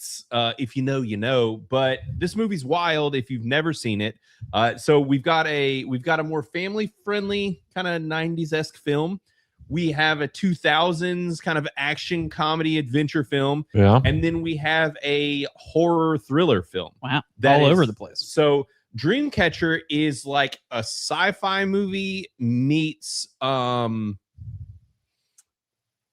of the less like genre type things that Stephen King has done that are very famous. What's the dudes in the train, the kids. Oh my God, mega famous movie. Chat, back me up here. The train. The kids in a train? Auschwitz? No, you were neither one of you clearly have no fucking idea what I'm talking about. It's an 80s movie. Had where the 5 boys like walk on a train. Yes, track. Yes, you know what in my brain no words. Where they find the Stand dead by body. me. Thank you, Life on Marshmallows. Holy smokes! I hadn't seen it in so long. It was not. Which right now it's looking like a blowout with Small Soldiers, unless you guys really show up. I know my wife will really want to do Dreamcatcher, as she brought up. Thank you, Keystone. Yeah, Stand By Me. I'm glad that y'all showed up with that. But yeah, so all of these movies drastically different. There were like 3 other movies I was struggling to decide between as well, because a lot of things right now are streaming that haven't been. But you guys really want to talk Small Soldiers. I think this one will be a popular one. It's a very beloved film. But I'll say Dreamcatcher, very cool movie. Like I said, very underappreciated. Another one that the critics hated. Now, if y'all are wanting to know, so in my Critic-HATED audience loved list, I kind of break down what the Rotten Tomato scores are. So Dreamcatcher got a 27% on Rotten Tomatoes by critics. It got roasted. Sahara had a 37% by critics. Yeah, because they're idiots. Let's see, I'm having trouble finding. Okay, and Small Soldiers has a 51%. So Small Soldiers is actually the highest. And it actually has already 19 reviews on Criticless, sitting at an 85%. So it's pretty high. I was kind of curious if anybody had reviewed Dreamcatcher, because it is such a kind of sleeper that a lot of people missed. And that one actually has a cool cast as well. We've only had 3 people review it so far, and it's literally a most excellent, a decent, and a heinous. So we can go anyway. Yeah, people are torn on that one for sure. But it's a Thomas Jane movie. Just saying. Oh yeah, the OG and Punisher. Morgan Freeman, and a lot of other ones as well that you'll recognize. I feel like I have seen this. I've seen it, but it was like 10, 11 years ago at least, because loved it. I'm fairly certain. Yeah, and Sahara is fun for sure. There's some. So all 3 of these are cool. Like I said, there were multiple others that I was struggling whether to add or not, because there's a lot of things I wanted to do on the show. Now, while we're letting you guys kind of go ahead and make sure you do, if you're in the chat, if you're lingering, whatever, make sure you do go ahead and vote. Get that in there. But we have a 10 from Quagmire, says Smoking Aces is such a good movie that when my little brother came in when he was about halfway through my watch, I rewatched the entire movie with him. He loved it. Hell yeah, that's awesome. Yeah, that's the kind of thing where it's like it's so good. You're like, no, I'll go back. We can start over. Like I wanna watch this movie. So that's awesome. And Quagmire also for 2 says watch Boss Level, a must see. And I've heard that about Boss Level. And that's on Hulu, I think. It was so a that's Hulu it's original. yeah, I was about to say it's fairly accessible. Yeah, it was literally like a Hulu original film. Now, unless something changes pretty drastically, it looks like we're guaranteed to do Small Soldiers. Okay. I don't see that happening. I don't have to end the poll yet, but y'all let me know. We'll let it go just a little bit longer. Thundarius, I didn't know you were still in here. For 5, said, fun fact, Midnight Meat Train in both the name of the horror movie and that movie Blaine starred in on a college campus one time. Both have surprise endings. Yeah. The one I was in had multiple surprise endings. Hey. Well, these guys have fully earned it today, so I will. Gay. But yeah, thanks for that, Thundarius. Yeah, it's I've never seen Midnight Meat Train. It's look though, Dreamcatcher, it's coming back a little bit. It's pulling ahead of Sahara a little bit. So it's still only at 28%, and Small Soldiers is at 52%. So unless some people really want us to do something else next week and show up out of nowhere, or we get one of those, late night ballot dumps, it's looking like Small Soldiers is going to be the case. Now, like I've said many times, is that super chats, they do wonders around here, but it'd have to be a pretty good one to influence me on not doing Small Soldiers. And we have to definitely Geekazoid Pod in there, money else. Exactly, as I've said before. And I mean, listen, in case I need to spell it out for anyone again, by the time I pay my developers, the lab rats, it's a wash. Well, why you do it then? Cause I'm selfless. Y'all know the drill. And also, wasn't there a very similar movie-ish to Small Soldiers that came out at like the same time? They both had like Toy Story.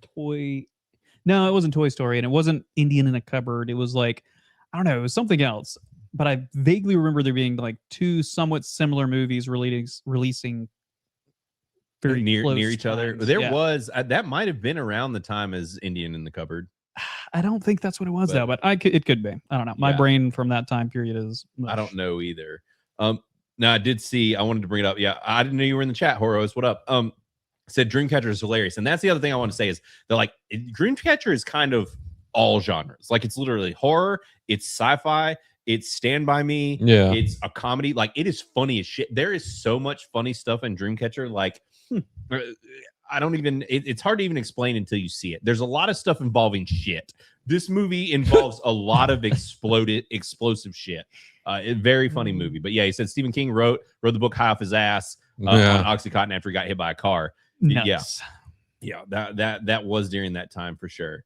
So yeah, right. Yeah, my Dixie wondering if this is gonna be a TNME length stream. No, hell no. We will never go 5 hours ever, but this is longer than normal. And yes, Geekazoid, we do need to do Dreamcatcher. Honestly, while it's available, I'm pretty much gonna guarantee that unless it falls off, being that we're about to hit next month, or is it the first today? Nah, tomorrow. Damn it. I hope tomorrow it doesn't, like, all this stuff doesn't disappear from somewhere. That would really suck. Because that does happen sometimes. So yeah, that would suck. But so all bad. of these Oh, things that I man. recommended are streaming like a bunch of places. It's not just one place. Yeah. So that's the good thing. Hopefully it stays that way. But I am going to end the poll because Small Soldiers has won. It is absolutely won. Second place is Dreamcatcher. Maybe I will continue to hype up Dreamcatcher over the next couple weeks, and we'll do Dreamcatcher because it really is fun. It's just a wild, weird movie.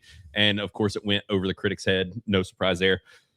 Another one I was considering doing that's available a lot of places right now is Pandorum, which is like a super underrated horror movie that I really liked a lot. It's basically only Ben Foster and Dennis Quaid like starring in the movie alone. Just really kind of weird sci-fi horror film. Very cool. Geekazoid saying double feature. We might have to do one of these one of these days. So yeah, but there are a lot of interesting ones. Like I said, our list is full of a lot of movies from those early mid Butterfly Effect is 2000s. another good Yeah, one. Butterfly Effect's one I have on there. I've been waiting. Like Rollerball, just a lot of like. Dude, there's one that I always talk about. It's my go-to psychological thriller. Yeah, Identity. Oh, dude, Identity. Fantastic movie. I don't know how the So critics good. felt about that one, but either way, I don't remember it would that be one. Worth doing. Yeah, didn't see it. Yeah, I don't know if I've seen that one. Ooh, It is it's one of a those. good one. It's one of those things where when you start drilling down into this like critic-hated thing, you start really finding out how much awesome shit they hate. Like, Yeah. all the time, and not like a little bit. Like they really hate it. So, hey, I'm happy doing Small Soldiers. I think this is definitely a fan favorite. People are going to be excited about it. This is one that doesn't. What's it on? Do you know? So Small Soldiers currently, I've pulled it up here. It is currently available on Paramount Plus. It was a little less variety as far as where it is. I mean, you can rent it on Prime Video and things like that. Mhm. But currently, the main place that you can find it is Paramount Plus, which I have and use all the time. But yeah, it is currently on Paramount Plus. You can see it on Criticless here, and it is a few other places, but that's probably the primary place you're going to find it free. So, and like I said, 85% currently on Criticless. So that's freaking awesome. But I'm excited to talk about this one. It's going to be fun to do. And yeah, Sean, I had the remake actually was on our list. Now that one's not one I have not seen in ages. I don't remember if the remake was any good, and I've actually never seen the original, so I'm curious about that. And then what are you saying there, Thunderius? If anyone wants a Jack Sparrow edition copy, I know what you mean. Okay, Yeah. Sail in the Seven Seas. I feel that. Yeah. I'm right there. Stocked buddy. up on those. Yeah, exactly. There's ways to find things out on the internet, if they just don't have enough variety on where to find them. But yes, so next week, Small Soldiers. But what we do need to do, guys, per usual, we've got to do the thing, and this is what everybody waits on. You're welcome, because it's time for your send off. Dong. Wiener, wiener, wiener, wiener, wiener, wiener, wiener.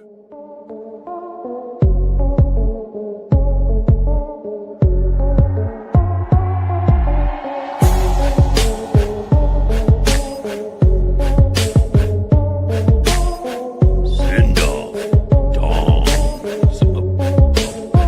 Send off. Songs. All right. And my wife, actually, speaking of send off dongs, I don't know if she's still here in the chat. I'm trying to remember who it was. Somebody really famous passed away today. Oh yeah, musician, and I can't think of. I'm having a brain fart. It was somebody country, and she wanted me to do a song by them, and I have forgotten who it was. So I will let Matt kick things off. Sure. And go ahead and start with your song. So my song is a song that's gonna make you want to flip a desk or go fight somebody, especially if you're in traffic. It's called Hive Mind, Hive Mind, by Knocked Loose and Denzel Curry. It's high energy, chaotic metal. Nice. It's nice. You like Chris listened to it beforehand, and it's definitely like Get your blood pumping. Yeah, like you want to go work out or go fight somebody, it's right there for you. Yeah, that's great. It's good stuff.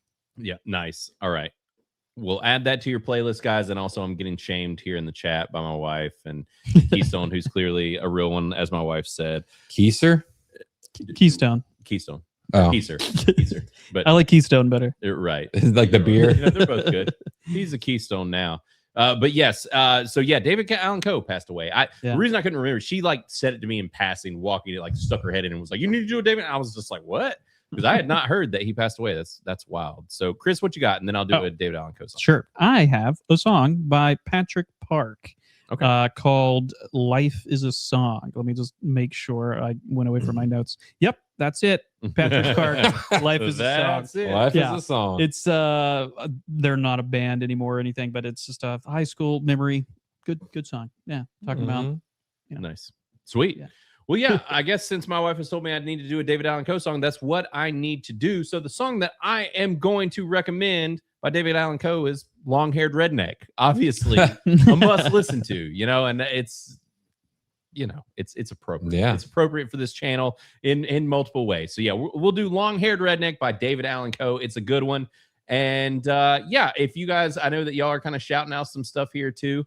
And let's see, I did see a few. Well, I thought I did. Don't forget Cave Titties. Did he Cave Titties do Fortuna? Yeah, $2. Oh, and Cave Titties for Twofer said, "Oh, Fortuna." Carmina Burana by Carl Off. Carl Off? Yeah. Oh, okay. Sweet. Nice. Awesome. He's always coming out. It's definitely classical. I'm tell you that. assuming that's classical. Oh, it is. I'll check it out though. You always keep us on our toes. And we got deep thoughts from Beardo's Diary for 5. We love it. These are always the best. And it says Dog Diary. Blaine's mustache gets me off so freaking hot. No, I think that's feckin'. Feckin' hot. Which is, Beardo transitions between multiple dialects and genders. Well, yeah, he's in transition. So yeah, Blaine's mustache gets me off so feckin' hot. I wish he would rub it all over me. Just watching pork chop juice. Nice. Grip Finish off his groin. TTNF. That's enough for now. That is enough. That is TTF. Now I know how Beardo feels reading super chats about himself regularly on Main Event. Thanks for that. Deep thoughts from Beardo's Diary for 5. That was something. That was great. A deep thought. That was one of those thoughts you keep to yourself. Definitely keep those in the diary. Don't tell me I can't read, woman. That was embarrassing.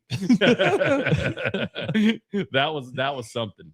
I love to see it. And as Life on Marshmallow says, after I've just read all of that, go visit criticless.com. Do that. Not going. Oh, going. Oh, listen, I was already, it was getting so weird. I didn't know what it was saying. He's flustered. Come on. That was flustered. That was too, gets me going. Whatever. I don't know what's happening anymore. Blaine had his own fantasy going while he was reading that. Groin. That's what it is. I'm thinking of groin. Mm-hmm. Listen, I've seen a lot of those groins. Yes, lots of groins. Listen, I've seen a lot of those diary ones, and maybe that Freudian slip, maybe. I've seen some foul Beardo's diaries in the past. So, you're welcome for making it even fucking worse. Aren't y'all glad you stuck around so long just for that last minute fiver? I almost stopped reading it and made Matt read it.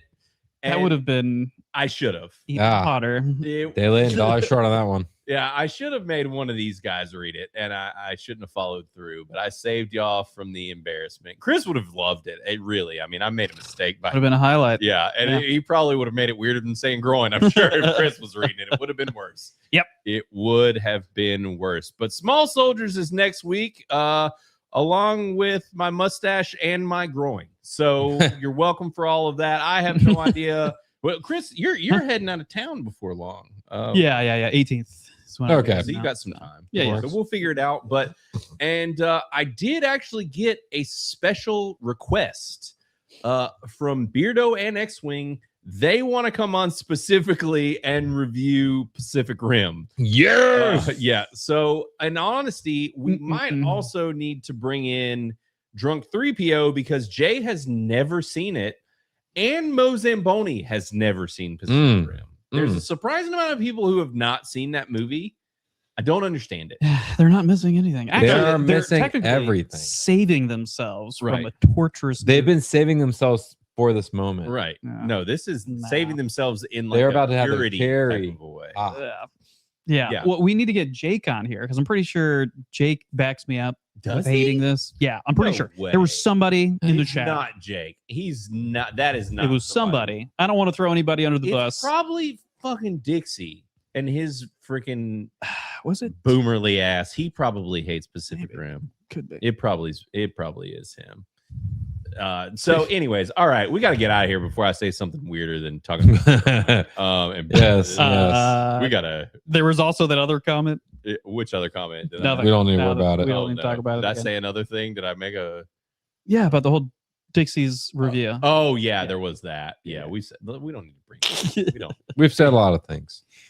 It was a forgettable. Oh my god, Gunslinger. Yes. Kick this man. Get him out of here. Make him a mod.